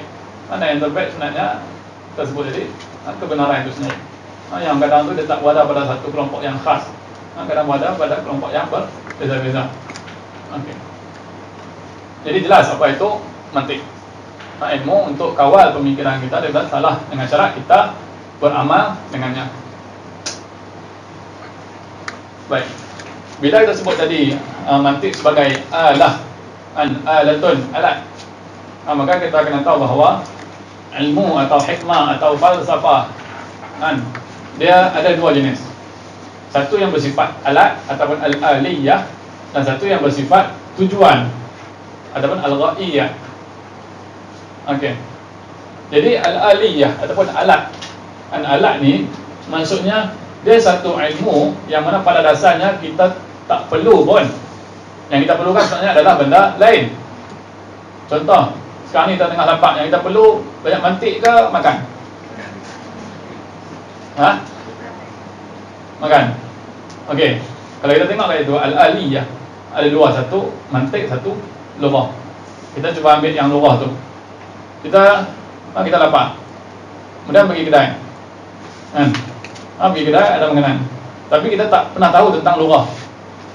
Macam mana kita nak beli? Jadi yang sepatutnya bagi manusia adalah bercakap. Jadi semua tu perlukan lughah. Jadi dia sebenarnya kita tak mau pun ilmu bercakap ni. Kalau boleh kita nak kita lapar, kita niat je lapar tu, kemudian akan ada orang hantar makanan. Atau kita pergi kedai tengok makanan, okey, orang tu faham, kita nak adu. Kalau boleh kita nak macam tu ya. Tapi kenapa tak boleh? Mesti ada satu medium, satu alat, satu wasilah yang kita gunakan untuk menyampaikan makna atau maksud kita itu, supaya apa yang kita nak sebenarnya itu kita boleh dapat. Jadi mantik dia bukanlah benda yang kita nak atas dasar yang pertamanya kita nak benda lain. Tapi oleh kerana nak mencapai benda lain yang kita nak itu perlukan satu wasilah, satu medium, maka mantik atau lughah wajib ada. Lughah saja pun kadang tak cukup. Dia reti dekat, ada pandai bahasa, tapi dia tak reti berfikir. Contoh, dia lapar. Kalau lapar, kena makan.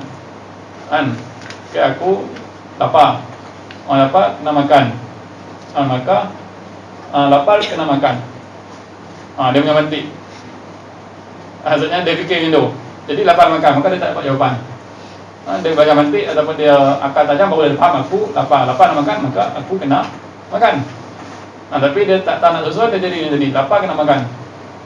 Sebab apa? Dia pening. Jadi dia pun masih lapar. Bertambah kelaparannya itu sebab apa? Akal tumpul. Tapi secara manusia tak ada tahap macam tu. Sebab apa? Binatang pun boleh makan. Kalau manusia pun tak boleh makan sebab akal tumpul itu melampau. Okey. Jadi nak abang kata hikmah atau ilmu itu sendiri pada dasarnya ada dua jenis. Satu ilmu yang kita nak atau perlukan dia secara asasnya. Satu lagi ilmu yang asalnya kita tak perlu, kita tak mau, tapi kena ada juga. Sebab apa? Nak mencapai ilmu yang kita nak, kita kena ada ilmu ini. Contoh, nak belajar sains, kan? Tak erti bahasa Inggeris, tak erti bahasa Melayu, tak erti bahasa Arab, buka buku biologi terbitan Cambridge contoh, boleh faham tak sains? Kan? Kita nak belajar sains, buat apa nak belajar ilmu bahasa? Kita nak sains, apa nak ilmu bahasa? Kan? Dia dah juga, aku nak buka juga bahasa nak tak mau, tak boleh faham. Jadi itu nak menunjukkan bahawa kita sebenarnya ada benda lain yang kita nak, tapi untuk mencapai benda lain itu perlukan beberapa ilmu. Yang mana ilmu inilah yang kita namakan sebagai ilmu alat. Dan ilmu alat yang asasnya ataupun yang paling penting ada dua, iaitu ilmu mantik dan juga ilmu lughah atau ilmu bahasa. Sebab tu bila kata kena kemas ilmu alat baru boleh cakap. Orang pondok lalu kata itu, orang ngajar kemas lalu kata itu, kemas dulu ilmu alat, kalau cakap apa kan? Sebab apa? Dia kena kemas dulu dan mahir dulu ilmu alat. Dia mesti faham itu bahasa Arab, dari segi nahwu, saraf, balaghah dan sebagainya, dan juga ilmu mantik. Barulah dia akan faham kitab itu dengan lebih baik dan jelas.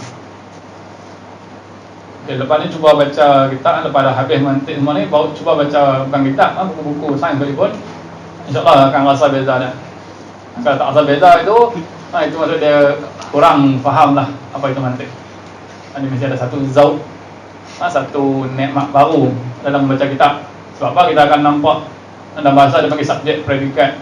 Kemudian dalam mantik dia panggil maudhu', mul, mubtada', khabar dalam syarat. Satu kita akan nampak sunan. Sebab tu saya nyari kadang-kadang macam mentah ni tadi rajin nak tulis ayat. Belakang ni banyak huruf minda je. Sebab apa? Dari minda ni kita tahu apa ayat yang betul keluar.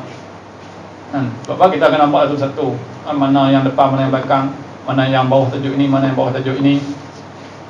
Contoh macam ini apa yang saya buat daripada ilmu perubatan. Bila belajar perubatan, tajuk contoh patologi, kita jumpa pembagian penyakit tu tak sistematik. Tiba-tiba masuk penyakit jantung. Penyakit jantung pun start dengan penyakit angina pectoris lah, start dengan penyumbatan nama-nama ni. Tapi apa kaitan ataupun apa rasional disusun ikut tertib begitu? Benda ni kalau tanya, insyaAllah kebanyakan pelajar perubatan tak jawab. Sebab apa? Penyakit tulis itu ikutlah. Tapi bila kita belajar mantik dan ditambah sedikit dengan ilmu falsafah yang bersifat natural, yang bersifat tentang alam, demi natural philosophy ataupun sains natural, maka kita akan dapat susun pembahagian penyakit itu dengan lebih kemas. Contoh kalau penyakit jantung, pada jantung itu sendiri dia ada kita susun ikut peringkat, peringkat kimia ataupun chemical, biochemistry, kemudian peringkat histologi, sel atau tisu, kemudian organ. Kita akan start dengan paling kecil, masalah kimia. Kimia contoh ada lemak terlebih menyebabkan ada plak atau sumbatan pada salur darah.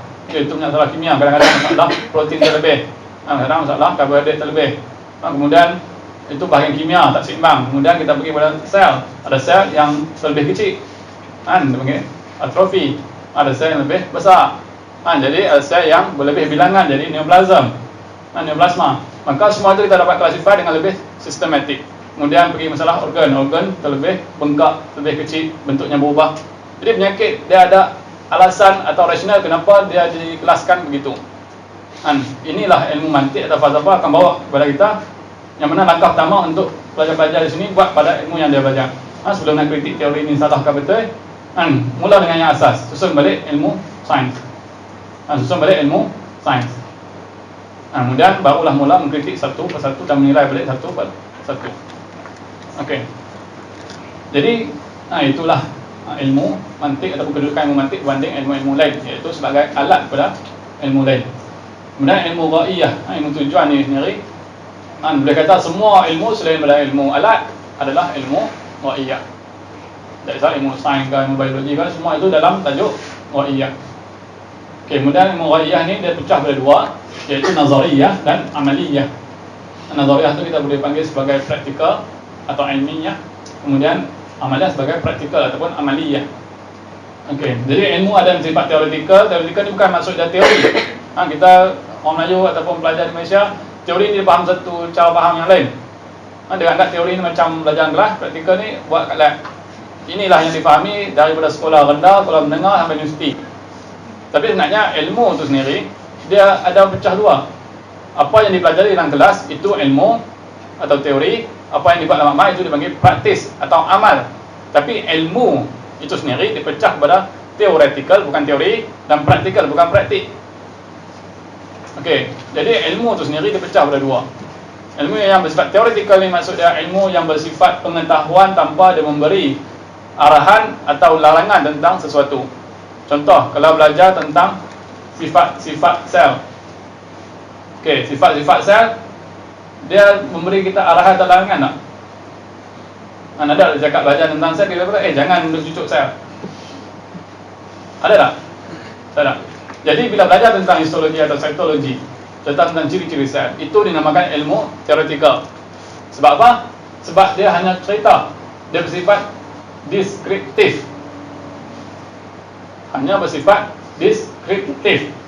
Tapi ada ilmu yang bersifat preskriptif, iaitu ilmu yang mengarahkan sesuatu atau melarang sesuatu. Contoh kalau dalam perubatan dia ajar cara-cara bedah. Okey, cara-cara bedah ilmu teoretikal kan praktikal. Okey, ilmu itu sendiri adalah ilmu. Tapi perbuatan membedah itu barulah lab atau bilik bedah. Jadi orang kena bezakan yang pertama ilmu dan amal, teori dan praktis. Kemudian ilmu atau ilmu tadi pecah pada dua, iaitu ilmu teoretikal atau ilmu ilmiah, kemudian ilmu praktikal atau amaliyah. Jadi kita kena bezakan antara dua jenis ilmu tu. Okey, jadi antara cabang-cabang nazariah ialah ilmu yang pertama dipanggil metafizik, yang kedua dipanggil ilmu matematik, dan yang ketiga dipanggil ilmu sains. Ilmu sains ni kedudukan dia yang paling rendah sebenarnya. Sebab apa? Dia berkait dengan alam fizikal, alam jasad, alam jasmani yang fana, yang mana suatu hari nanti akan musnah. Sebab tu dari segi hierarki kedudukan yang paling tinggi ialah ilmu metafizik, atau nama Arab dia dipanggil ilmu ilahiyat, ilmu bersifat ketuhanan, yang membincangkan benda-benda ghaib yang lebih abadi, yang mana puncaknya ialah bincang tentang Tuhan itu sendiri. Yang mana di sinilah berlaku pertemuan antara ahli falsafah, ahli kalam, ahli itu, ahli ini. Dapat itu perbincangan yang kita bagi ke ahli dah. Tapi nak abang kata dari segi kedudukan ilmu Tuhan itu ilmu paling tinggi. Sebab apa? Kita belajar tentang sesuatu yang takkan musnah, yang takkan pernah tak ada, sentiasa ada. Dan dulu gini zamannya, bahkan nak letak masa pun tak boleh pada dia. Sebab apa? Masa pun dia yang cipta. Jadi ilmu paling tinggi adalah ilmu tentang Tuhan. Kemudian ilmu matematik, ataupun ilmu tentang nombor. Kenapa ilmu matematik atau nombor dikatakan ilmu yang kedua selepas ilmu ketuhanan? Sebab apa? Sebab matematik ni sebenarnya dia ilmu yang asasnya bersumber dari akal. Yang mana akal ni dia bersifat tidak jasmani macam mana jasad kita. Dia bersifat abstrak, sifat spiritual. Akal. Contoh, akal kita boleh bayangkan sekecil benda. Contoh kita bayangkan seekor kuman mikrob, dan kita juga boleh bayangkan galaksi dalam akal kita. Tapi kalau dalam ruang bilik ini letak kuman, boleh nak letak galaksi lepas tak? Tak lepas. Letak bumi tak lepas. Sebab apa? Dia sendiri pun letak bumi. Okey, jadi ilmu matematik ni dia bersifat abstrak, spiritual, yang mana dari segi kemuliaan, ketinggian ilmu dia lebih tinggi daripada ilmu yang natural science. Sebab apa? Dia berkait dengan akal yang bersumber daripada satu bahan ataupun satu makhluk yang dari segi sifat dia tu tak fana. Bahkan ada setengah orang menganggap roh itu takkan musnah. Jadi ini berlaku khilaf kan, khilaf bertentangan, kata roh makhluk takkan tak musnah. Sebab apa? Ada ulama kata ada daripada makhluk ni yang paling penting ialah dia ada mula, ada akhir tak penting. Ada yang fikir begitu. Maksudnya bila kita makhluk dia wajib ada mula, tapi akhir belum tentu ada. Jadi yang kata antara benda yang ada mula tapi tak ada akhir, ada yang anggap itu roh, ada yang anggap yang macam lah. Allah Ta'ala kita berkata kiamat nanti adakah hanya tinggal Allah semata-mata, ataupun akan ada makhluk lain bersamanya. Sebab ada dalam kalau belajar dalam ilmu usuluddin atau tauhid, ada yang percaya bahawa 10 benda yang takkan musnah. Ada percaya bahawa ada benda iaitu 10 benda tu tidak akan musnah. Jadi macam mana kita nak harmonikan pendapat tu? Sebab dalam Quran ada sebut kullu man 'alaiha fan wa yabqa wajhu rabbika dzul jalali wal ikram. Dan semuanya kullu man 'alaiha fan, semua yang di atasnya, yakni alam atau bumi semesta ini, fana, musnah. Tapi yang kekal hanya wajah Allah, wajah Tuhan yang dzul jalali wal ikram, yang memiliki keagungan dan kemuliaan. Jadi macam mana kita nak harmonikan apa itu? Jadi kita tak pelik. Jadi bila ada orang kata, ada ahli falsafah atau ahli hikmah, hukama kata roh tak musnah, ulama usuluddin atau kalam sendiri pun sebut ada benda yang tak musnah. Jadi bila ada makhluk, yang penting adalah ada mula, ada akhir, Allah alam. Kita pun tak pernah hadapi kiamat, jadi kita tak tahu benda apa yang terbagi. Dan kalau kita hadapi kiamat pun kita mati, tak ada masalah nanti cek siapa yang 10 tu kan. Jadi kita itu ilmu yang bersifat itu kita serahkan pada bidangnya. Sekarang kita mantik, kita nak ambil bagian alat, bagian alat saja. Jadi matematik dari sudut kemuliaan dia dianggap lebih tinggi. Kita jangan faham matematik ni macam matematik sekarang yang lebih bersifat applied dan fizikal. Applied matematik dia bersifat fizikal.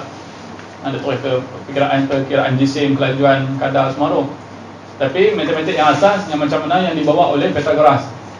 Pythagoras ni kalau kita kaji, kita pelik macam mana ada orang yang bukan puja tapi memandang mulia pada nombor, bahkan menganggap alam ini terhasil pada nombor-nombor. Yang mana Tuhan tu satu benda yang tak bernombor lah. Dan ada nombor tu barulah wujudnya alam makhluk semua ni. Sebab Allah tu tak boleh dikira. Sebab tu orang tak sebut Allah itu satu, tapi Allah itu esa. Qul huwallahu ahad, bukan wahid. Tapi kadang disebut juga wahidul qahhar. Tapi Nabi kata asalnya Allah tu tak boleh dibilang. Sebab tu dalam kita belajar ilmu makulat, dia ada satu bab tu, tajuk dia kuantiti. Yang mana ahli usuluddin kata, bila kata kuantiti ataupun makulat ni, dia hanya apply pada makhluk. Tuhan tak boleh dibilang berapa bilangannya, tak boleh diukur berapa panjang luas lebarnya. Okey. Jadi perbincangan matematik ni dia hampir ke apa? Ketuhanan. Ada satu ilmu yang bersifat spiritual ataupun abstrak. Kemudian ilmu yang ketiga iaitu ilmu dipanggil ilmu tabi'iyah. Adapun sekarang ni dah kita boleh anggap nama dia sains. Sebab apa? Dia mengkaji jasad atau jisim yang akan musnah. Dan kita pun menumpang pada dia hanya seketika. Dan sebenarnya jasad kita ni, kalau semua ni belajar biologi, kita pun tahu sebenarnya yang kekal pada jasad kita ni adalah roh mata-mata. Percaya tak? Kuku kita, tulang kita semua ni sebenarnya bertukar-tukar. Atom atau molekul kimia badan kita ni sentiasa bertukar. Waktu kita kecil, makanan apa? Waktu kita kecil tu, waktu bayi, kita makan. Makanan itulah yang menjadi sebahagian pada jasad. Kemudian jasad kita yang lain yang sedia ada itu akan musnah satu persatu. Kulit ni antara yang paling laju dibuang. Kemudian kita membesar pun sama, masuk makanan baru hak lama musnah. Jadi atom yang membentuk badan kita sentiasa bertukar. Jadi apa sebenarnya dia kata jasad insan itu? Hakikat ataupun realiti jasad insan ialah atom-atom yang sentiasa bertukar. Jadi yang sentiasa tak bertukar ialah roh. Roh kita adalah yang tetap pada kita. Sebab itulah jasad ni dipanggil sarung. Sarung ataupun pakaian bagi roh. Itu tentang hikmah. Baik, jadi sebelum kita masuk pada tajuk mantik, ada sebarang persoalan. Sebab ni kita dah kita nak masuk mantik dah. Tadi ni banyak intro lah, pengenalan. Semua jelas kan ni?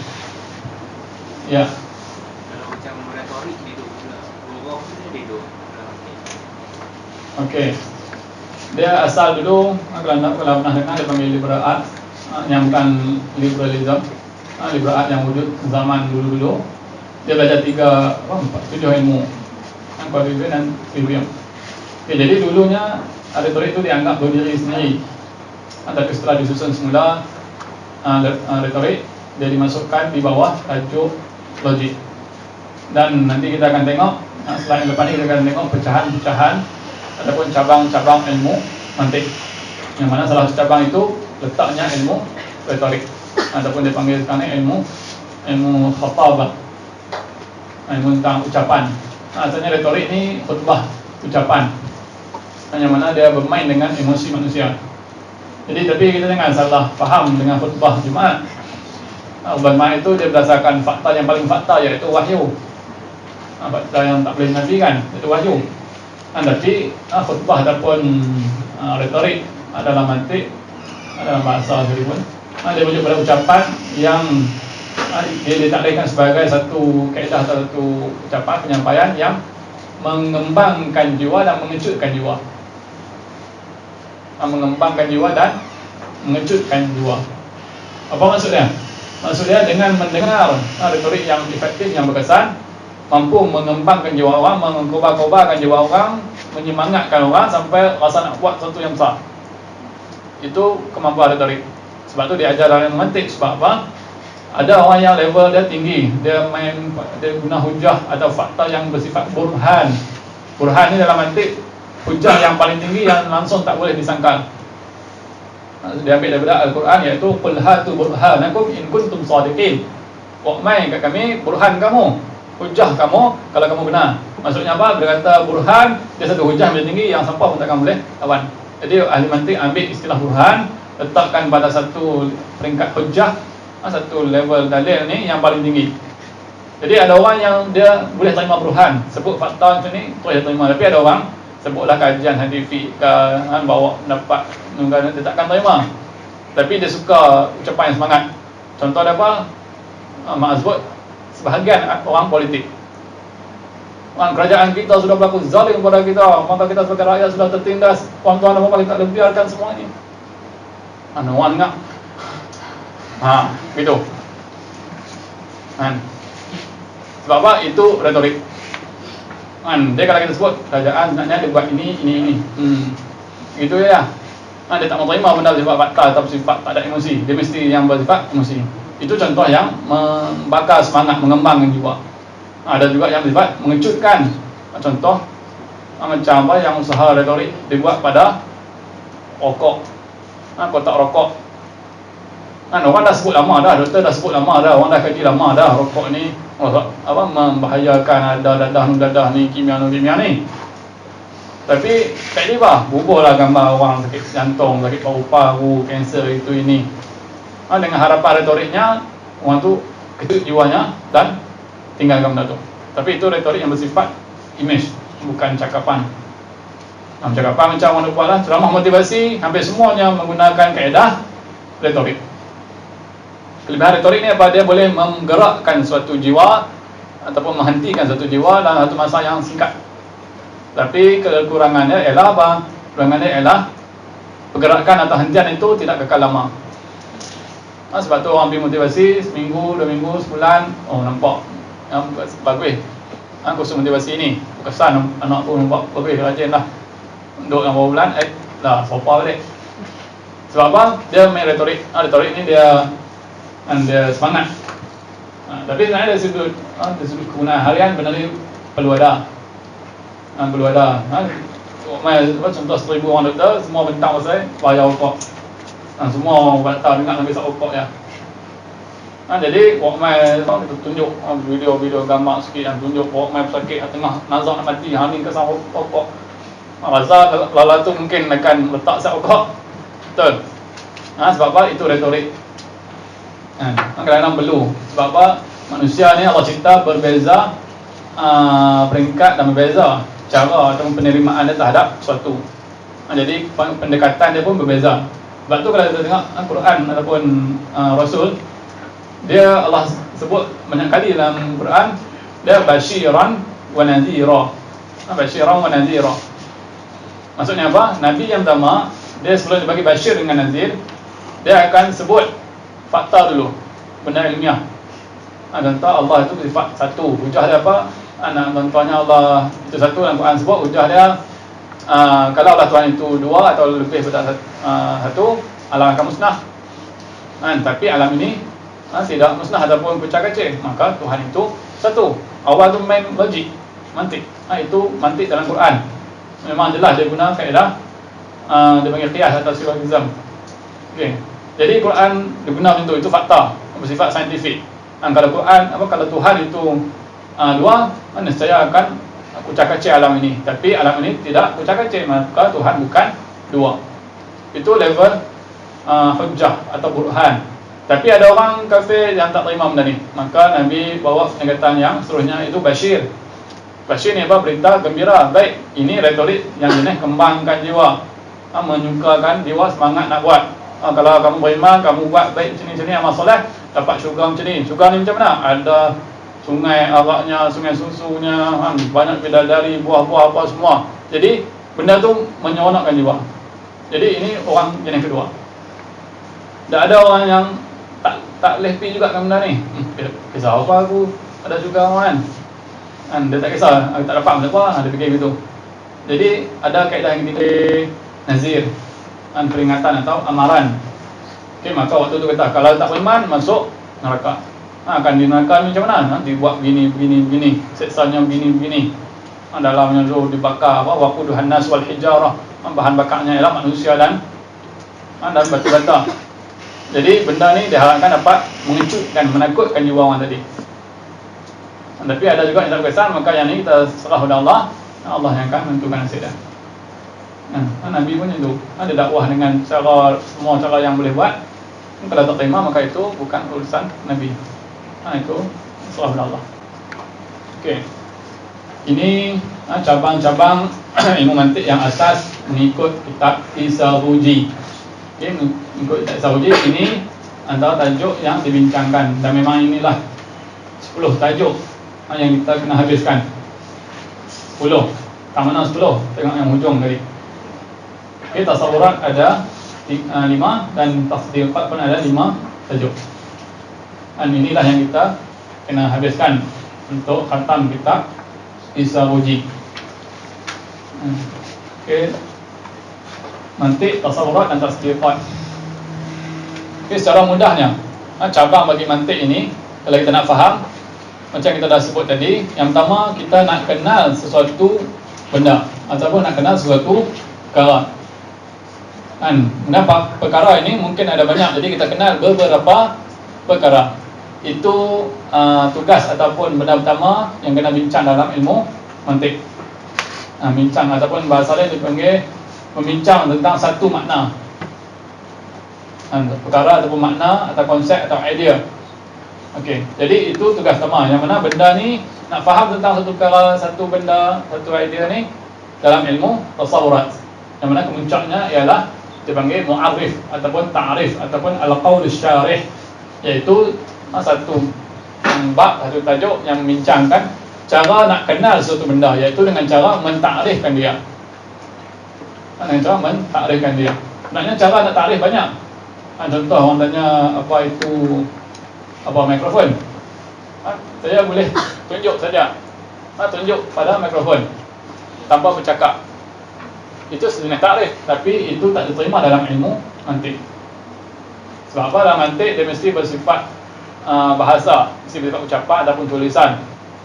Bukan gambar, bukan tunjuk. Ataupun ucapan tu pula ada kategori dia, bukan semua jenis ucapan atau bahasa diterima, diiktiraf dalam ilmu mantik. Contoh, apa itu hitam? Hitam itu bukan putih. Itu contoh yang menggunakan bahasa atau perkataan, tapi dalam ilmu mantik dia ditolak, tak terima. Sebab apa? Dia tak memberi makna yang tepat. Kenapa itu lelaki? Lelaki itu lawan bagi perempuan, pun tak tepat. Ataupun apa itu Honda? Honda tu macam CBR, macam X5. Itu pun tak tepat. Jadi cara nak mentakrifkan tu banyak. Dan benda ni sebenarnya kita belajar, walaupun kadang-kadang tak tepat mantik, kadang-kadang berguna bagi orang yang lemah akalnya.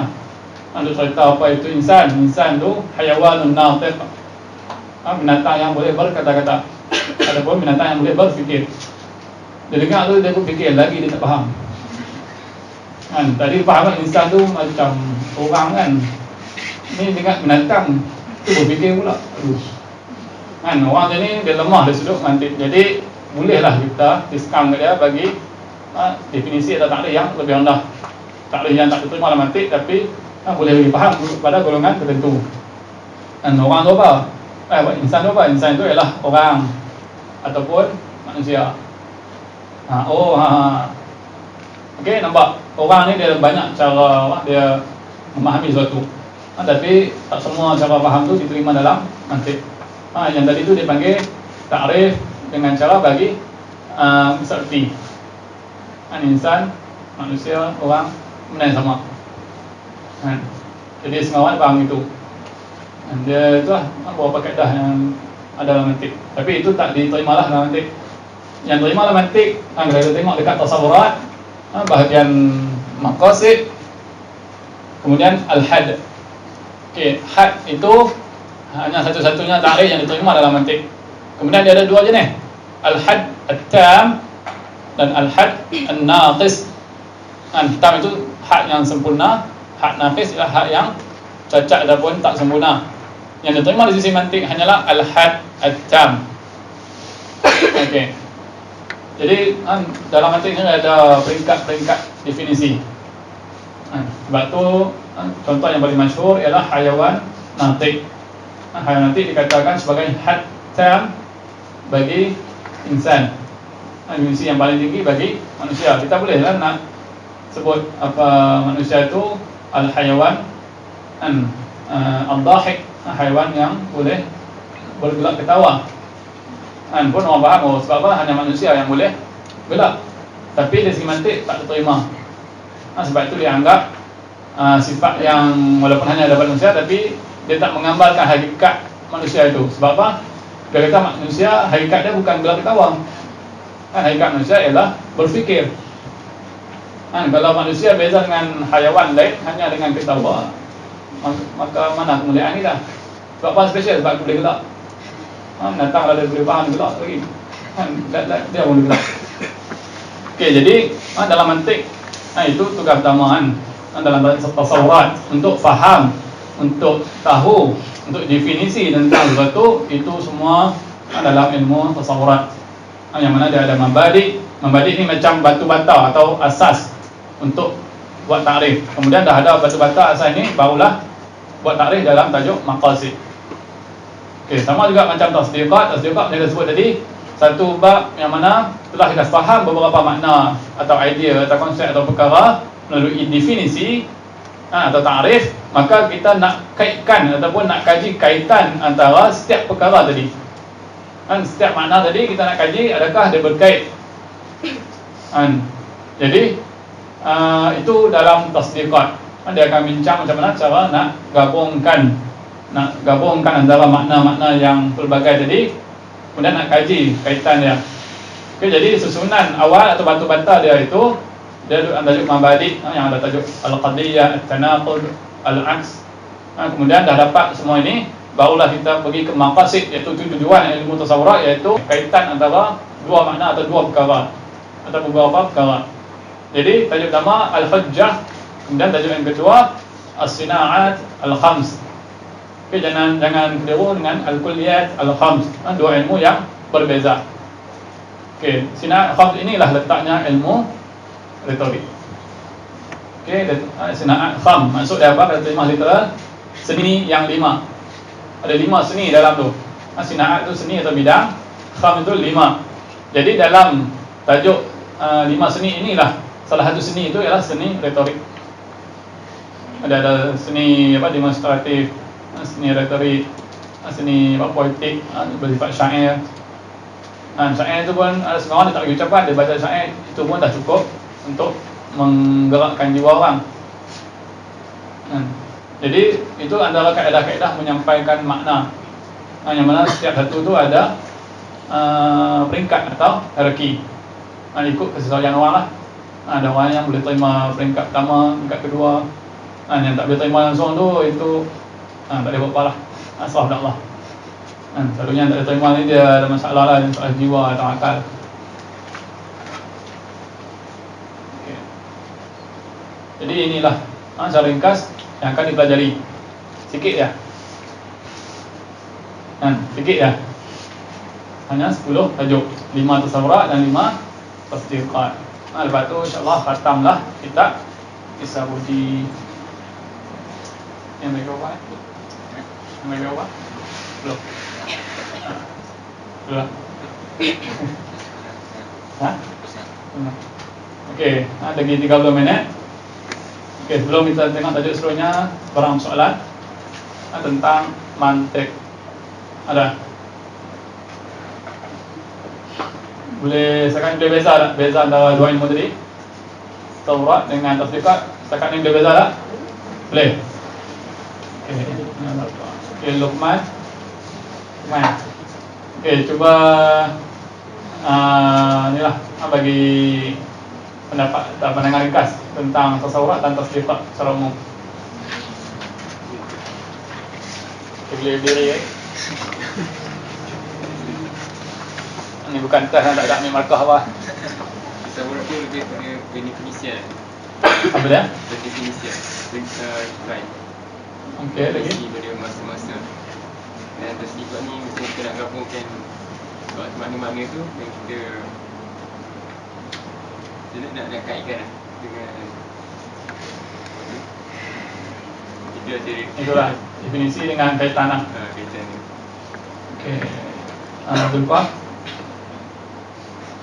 Siapa yang boleh faham dekat ni? Beza antara dua ni. Tasawurat ni memang macam mana kita lihat. Tasdiqat ni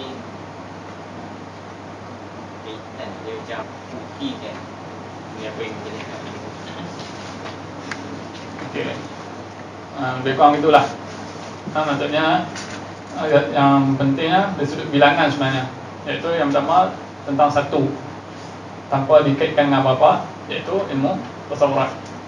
Kemudian yang tasdiqat ni, beberapa benda yang tak ada kaitan ni baru kita nak mula kaitkan dia, sama ada kait secara positif atau kait secara negatif. Apa maksud kait secara positif? Iaitu dua tadi ada kaitan. Kalau kait secara negatif ialah dua tadi tak ada kaitan. Contoh, kita dah belajar tentang yang pertama apa itu insan. Kemudian kita dah belajar apa itu katib. Katib maksudnya penulis, orang yang menulis. Okey. Jadi yang pertama setelah kita dah faham apa itu insan, kenapa itu katib, maka sekarang kita nak kaji. Contoh kita ambil Ahmad. Okey, Ahmad. Kita faham apa itu Ahmad, iaitu seorang individu, satu nama ataupun seorang individu lah yang bernama Ahmad. Kemudian katib iaitu satu perbuatan menulis. Okey. Jadi sekarang ni kita buat pada peringkat tasawurat, kita akan kaji apa itu Ahmad dan apa itu penulis. Itu peringkat tasawurat. Kita nak kaji apa itu berdua benda tadi. Lepas tu bila masuk ke tasdiqat, yang pertama peringkat yang membalik ni dia akan gabungkan. Dia gabungkan ataupun dia mungkin disebahkan Muhammad apa Ahmad ialah ialah ni adalah tanda kata dah mula digabungkan. Ahmad ialah penulis. Okey, jadi itu ayat dah. Kemudian macam mana kita nak tahu benda ni benar atau tidak? Kita kena buat kajian. Kita buat kajian. Kita tengok Ahmad ni ada tengok, okey dia ada pen, kemudian dia ada buku dan tengok tulisan, dan kita pun pernah menyaksikan dia tulis. Maka ayat ataupun qadiyah ataupun pernyataan bahawa Ahmad ialah penulis benar. Ahmad ialah penulis benar. Tapi ada juga kita contoh kita kaji seorang lagi Abu. Okay, Abu ni dah tengok pen tak ada, buku tak ada dan tak nak tulis, suruh tulis pun tak boleh tulis. Jadi kita buat ayat Ahmad ialah Abu ialah penulis. Okey, Abu ialah penulis. Kan kita dah cuba nak kaitkan makna atau konsep atau idea Abu dengan konsep penulis. Kita gabungkan, setelah buat kajian benda ni benar atau tidak? Tidak, maka hubungan ataupun kaitan antara makna Abu dengan makna penulis adalah hubungan secara negatif, iaitu Abu bukan penulis. Jadi Abu ialah penulis adalah salah. Nampak macam sangat asas, tapi benda ni lah yang bincang nanti. Ada bukan ilmu agama, ada bukan ilmu sains, ada bukan ilmu apa, ada ilmu yang tak sah. Yang mana dengan ilmu ni kita boleh kait dengan apa? Contoh minum arak adalah haram. Contoh dalam agama. Sodium tidak balas dengan klorat menjadi garam. Okey, buat kajian, betul tak? Okey, betul. Jadi ilmu mantik ni dia universal. Dia tak campur aduk dengan apa-apa ilmu, dia kata dia tulen, dia pure. Dia tak ada efek-efek dalam ilmu lain. Bahkan dialah yang memandu ilmu lain. Okey. Tasawurat. Tasawurat itu tajuk utama. Tajuk utama tasawurat. Kemudian bahagian utama atau cabang utama kita namakan cabang mabadi'. Bahagian mabadi' itu prinsip atau dasar. Kemudian dalam mabadi' dia ada berapa tajuk? Ini kenapa ada dalam bala dah? 32. Nombor apa? Nombor mantik. Okey, dua yang utama apa? Dia ada dua yang utama itu tasawurat dan sifat. Kemudian setiap satu itu pecah dua, mabadi' dan maqasid. Kemudian yang 32 tadi ya. Mabadi' itu ada 3, kemudian maqasid 2. Kemudian mabadi' tasawurat atau sifat 3, dan maqasid dia pun ada 2. Jadi semuanya 32 jadi 10. Okey, yang pertamanya apa? Namakan sebagai dilalah. Okey, dilalah. Okey, dilalah ni asalnya dalla. Okey, asal ni dah boleh buka kitab. Bagi asal kitab ni. Okey, buka kitab atau matan Isaroji. Surat berapa saya guna cetakan hak yang lain. Tengok muka surat yang ni, yang pertama. Kan yang pertama maksudnya yang ada matan yang awal. Surat apa? Yang ada Nahmadullah. Okey, Bismillahirrahmanirrahim. Okey, Isaroji kan, buka Isaroji. Ayat pertama dia, mukadimah oleh penulis. Okey, Bismillahirrahmanirrahim. Nahmadullah ala taufiqih wa nas'aluhu hidayat tariqih wa nusalli ala Muhammadin wa ala itratihi ajma'in. Okey, sampai situ. Nahmadullah ala taufiqih, kami memuji Allah atas petunjuknya, wa nas'aluhu hidayat tariqih, dan kami minta daripadanya petunjuk ke jalannya. Wa nusalli ala Muhammadin, kami mohon selawat ke atas Nabi Muhammad wa ala itratihi ajma'in, dan ke atas ahli keluarganya semuanya. Baik. Amma ba'd, adapun kemudian daripada itu, yakni itu menunjuk pada apa? Menunjuk kepada selawat ke atas Nabi dan juga pujian kepada Allah. Kita tadi dia dah puji Allah, nahmadullah, kami memuji Allah ala taufiqih. Itu yang pertama. Yang kedua, dia selawat ke atas Nabi dan keluarganya. Jadi amma ba'du, adapun selepas dari itu, yakni selepas daripada pujian kepada Allah dan selawat ke atas Nabi dan serta keluarganya, maka kami katakan fahadhihi risalatun fil mantiq, maka inilah satu risalah dalam ilmu mantiq. Okey, bila sebut risalah maksudnya biasanya dia pendek. Cuma Imam Syafi'i dia buat satu kitab nama dia Ar-Risalah, tapi tebal. Nama kita Imam Syafi'i Ar-Risalah, tapi sangat tidak, tapi tebal lah. Tebal. Awradna fiha, kami nyatakan, kami sebutkan di dalamnya ma yajib istihdaruhu, apa yang wajib dinyatakan, dibentangkan, dihadirkan kepada liman yabtadi'u, bagi siapa yang baru bermula fi syai'in minal ulum, bagi siapa yang baru bermula fi syai'in, pada sesuatu daripada bidang-bidang ilmu. Maksudnya apa? Maksudnya dia nak abang kata mantik ni satu benda yang patut dipelajari oleh siapa-siapa saja yang nak sertai, nak masuk dalam mana-mana bidang ilmu. Tapi kita dah terlanjur masuk dah bidang mana baca dah? Tak apa. Baca bismillahirrahmanirrahim ya awalihi wa akhirih. Baca belajarlah mantik. Okey? Tak ada masalah. Saya pun bukan lahir-lahir belajar mantik, kan? Ramai kebanyakan belajar mantik dah tua dah. Okey. Tak ada masalah. Sebab apa? Yang dah lepas tu, lepaslah. Jangan dikenang-kenang. Kan? Kita mulakan hidup yang baru. Okey. Jadi mantik ni dia kata mukadimah, asas bagi mana-mana ilmu sekalipun. Sebab apa? Dia menentukan cara berfikir yang benar. Jadi selama ni kita belajar, kita sebenarnya tak ada proses berfikir. Okey, kita hanya terima. Dalam itulah kita terima tasawurat yang disebutkan. Okey, bila definisikan suatu penyakit, itulah yang kita terima. Bila dikaitkan antara penyakit dengan punca ini, kita pun terima, itu tasdiqat tanpa kita mengkaji. Jadi kita hanya menerima tasawurat dan tasdiqat yang disebut dalam kitab-kitab, dalam buku-buku teks, tanpa kita mengkaji. Hari ini kita nak belajar tentang cara mentakrifkan dan cara mengkaji, menilai kaitan antara makna-makna. Jadi sebab tu dia kata dia asas atau mukadimah bagi apa-apa ilmu sekalipun.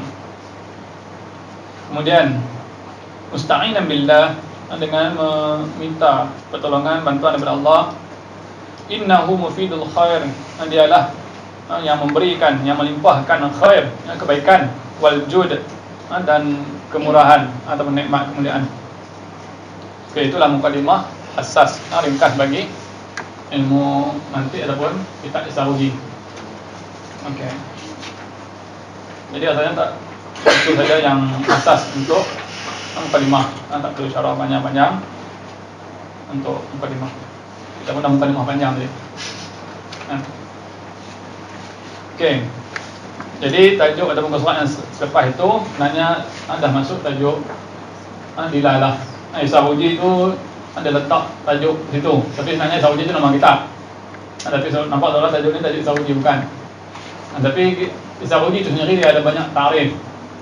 Okey, salah satu takrifnya ialah pengenalan. Jadi boleh Isaruji di sini anggap pengenalan. Ada yang kata Isaruji itu maksudnya kuliah khams yang tersebut tadi. Sebab tu Prof. Heri dia bincang hanya kuliah khams. Dan ada juga kisah-kisah yang lain. Adapun takrif yang lain dia kata Isaruji ialah nama seorang anak murid, nama seorang pelajar, yang mana guru dia selalu panggil nama anak murid dia tu. Ya Isaruji, hadza kaza wa kaza. Wahai Isaruji, benda ni macam ni. Wahai Isaruji, macam ni. Jadi dia ulang nama tu sampai lekat kat nama kita. Wallahu alam. Tak kebenaran tu, tapi kalau rujuk kitab-kitab syarah, memang dia kata antara makna Isaruji itulah. Ada dalam 4-5 definisi bagi Isaruji. Ada yang kata Isaruji, tiga perkataan berbeza yang digabungkan. Jadi banyak pendapat tentang. Kemudian yang seterusnya, al-lafzu ad-dallu bil wad'i yadullu. Okey, al-lafzu yakni lafaz, ad-dallu yang menunjukkan, yakni menunjukkan pada suatu makna, bil wad'i secara wad'i, yadullu menunjukkan. Faham ayat tu? Satu lafaz yang menunjukkan secara wad'i, menunjukkan apa? Dia menunjukkan kepada tiga benda. Sebab tu dia ada tiga ala di situ. Asal matan ni tak ada point. Tapi kalau bagi ayat tak ada point, takut orang keliru. Jadi dia pecahkan ikut point yang sebenar. Okay. Jadi mudah kata tentang tajuk dilalah ni sebagai intro kepada dilalah. Dilalah pada intro dah. Okey, apa itu dilalah? Sebab insya-Allah kita tak sebab masuk tajuk ni, cuma faham secara ringkas apa itu dilalah. Yang dimaksudkan dengan dilalah adalah tunjuk, madlulun, penunjuk, apa yang ditunjuk. Tapi disebabkan bahasa Melayu ada masalah dari sudut fa'il dan maf'ul. Kita boleh sebut benda yang membuat dengan tambah per di depan, tapi kita tak boleh nak sebut benda yang dibuat. Tak ada imbuhan untuk dia. Maka setakat ni saya dah guna satu kaedah. Kaedah ni memang dia disebut dalam tata bahasa Dewan, cuma dia tak diluaskan kepada perkataan-perkataan lain, iaitu tambah imbuhan ke. Tambah imbuhan ke. Contoh yang diberi dalam kitab ataupun buku Dewan tu, ketua yang dituakan, maksudnya diletakkan kedudukannya seorang yang tua yang dihormati. Sebab tu nama dia ketua. Dan contoh lain yang dibagi juga ialah kekasih. Okey, so sesuatu yang dikasihi. Jadi kaedah ni saya nampak sangat sesuai untuk dibangunkan dalam ilmu mantiq atau bahasa sendiri. Sebabnya dia menyumbang kepada pengkayaan istilah, memang ada pengkayaan istilah. Dan kalau kita nak bangunkan sains dalam bahasa Melayu, istilah ni wajib ada. Sebab kita akan jumpa contoh bahasa Inggeris, dia boleh buat tambah OR atau ER di belakang. Kemudian dari segi mangsa, walaupun dia tak ada istilah khas, tapi boleh tambah ED dan sebagainya dengan maksud maf'ul, objek. Tapi bahasa Melayu tak boleh. Ada mesti tambah yang di, yang itu dah jadi satu ayat, bukan istilah. Maka kalau dalun yang menunjuk kita namakan penunjuk, maka madlul yang ditunjuk kita namakan penunjuk. Okey. Ini bid'ah dalam bahasa, tapi bid'ah hasanah. Bahasa Melayu maknanya bagi saya dah hilang keaslian dia. Bahasa Melayu dah hilang keaslian dia yang sekarang ni. Yang mana kaedah-kaedah bahasa Melayu dibuat pun kadang rujuk pada kaedah bahasa lain, diimport masuk ke bahasa Melayu. Jadi kita tak ada masalah benda ni. Sebab dia satu benda yang terbukti dah ada digunakan dalam beberapa perkataan. Ada benda ni membawa kebaikan yang sangat banyak. Okey, jadi dalla dengan madlul. Dalla dengan madlul iaitu dalun dengan madlul yang penunjuk dan penunjuk. Apa yang kita nak bincang tentang penunjuk dan penunjuk? Okey, yang dimaksudkan penunjuk dan penunjuk dalam ilmu mantik ialah mantik walaupun asasnya untuk bincang tentang makna di minda, tapi medium dia tetap menggunakan lafaz atau bahasa. Jadi tak dapat tidak di sinilah ada kaitan antara lughah dan mantik. Yang mana ilmu tentang penunjukan suatu istilah atau lafaz atau perkataan terhadap makna, dia dimasukkan sekarang ni dalam satu ilmu dinamakan ilmu semantik. Dia diletakkan di bawah cabang ilmu linguistik. Dalam ilmu linguistik ada satu subjek nama dia semantik. Semantik ni dia kaji penunjukan, signification, penunjukan, apa yang ditunjukkan oleh satu lafaz terhadap makna dia. Okey, jadi benda itulah yang dibincangkan dalam dilalah mantik ni. Sebab tu salah satu perbezaan antara mantik moden ataupun mantik barat dengan mantik lama ialah mantik lama dibincang dari lafaz ni sampai ke tasdiqat, hujah apa semua sampai habis. Tapi mantik moden dia boleh kata start dari tajuk tasdiqat. Tajuk yang lafaz ke awal-awal semua ni dia terus dipindah ke ilmu linguistik kebanyakannya. Tapi sebenarnya dua ilmu mantik ni, dua ilmu mantik dan lughah, dia ada satu jambatan. Yang mana dinamakan jambatan tu semantik. Semantik dan semantik tu ni dia asal daripada istilah mantik lah. Bukan bahasa Inggeris. Kalau bahasa Inggeris dia ada mantis prayer. Itu dia panggil apa? Tenung apa? Bahasa baku dia panggil apa? Mentadak.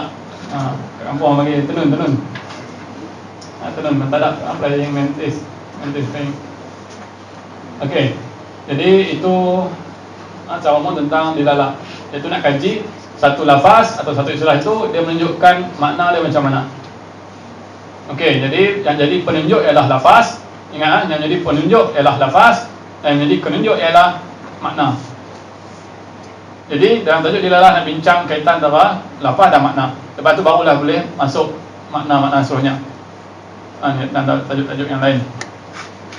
Jadi dilalah kena ingat dia ada dua benda, iaitu penunjuk dan penunjuk. Kemudian penunjuk ni kadang-kadang bukan lafaz, tapi dalam mantik dia hanya mau lafaz. Contoh yang disebut lampu isyarat. Lampu isyarat dia menunjukkan, contoh lampu isyarat yang berwarna hijau dia menunjukkan apa? Menunjukkan boleh jalan. Merah kata kena berhenti, tak boleh jalan. Okey, jadi lampu warna lampu isyarat itu sendiri dia menunjukkan kepada satu arahan. Tapi itu berbentuk tidak bersifat lafziah, tidak bersifat bahasa, tidak bersifat bunyi, suara. Jadi dalam mantik tak bincang benda tu. Okey, jadi yang mantik bincang apa? Mantik bincang apa yang ditunjukkan oleh satu perkataan yang disuarakan atau yang ditulis. Itu saja. Kemudian cara satu lafaz itu menunjukkan kepada satu makna ada banyak cara yang kita akan bincangkan pada sesi yang akan datang. Ada cara wada'iyah, tabi'iyah, cara akliyah. Kemudian tak mau bincang tabi'iyah, tak mau juga akliyah. Hanya nak bincang yang wada'iyah. Wada'iyah pula ada mutabaqah, tadammun dan iltizam. Yang nak bincang hanya mutabaqah, tak mau yang tadammun dan iltizam. Kena jelas dulu mantik dia mahu apa, level dia, standard dia macam mana, baru boleh masuk ke tajuk lain. Okey. Okay, jadi faham bahawa ialah dah perbincangan tentang apa yang ditunjukkan ataupun makna yang ditunjukkan oleh lafaz. Lafaz menjadi penunjuk dan makna menjadi penunjuk. Itu saja asas bagi dilalah. Bakinya kita akan tengok pada sesi akan datang, insya-Allah. Jadi saya rasa setakat itu saja untuk sesi kali ini. Anda 10.30 lebih kurang, insya-Allah. Di akhirnya saya ucapkan terima kasih lah kepada pihak Menjo, dan minta maaf kalau ada sebarang kekurangan dalam penyampaian ini. Dan harapan saya semua yang ada di sini boleh faham apa itu mantik, faham apa peranan mantik, apa kaitan mantik dengan bidang yang kalian pelajari, dan faham apa kepentingannya. Dan sungguh-sungguhlah untuk belajar, walaupun tak belajar lagi tentang sel atau apa dalam ni, sabar sat. Sebab apa? Kalianlah yang akan bangunkan benda ni, insya-Allah.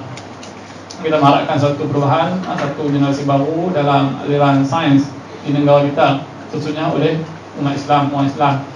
Kita selalu menjadi pengguna, kita tak satu produk kita sendiri. Kita kena bangunkan balik benda ni, insya-Allah. Jadi dekat itu saja. Sekian, assalamualaikum warahmatullahi wabarakatuh.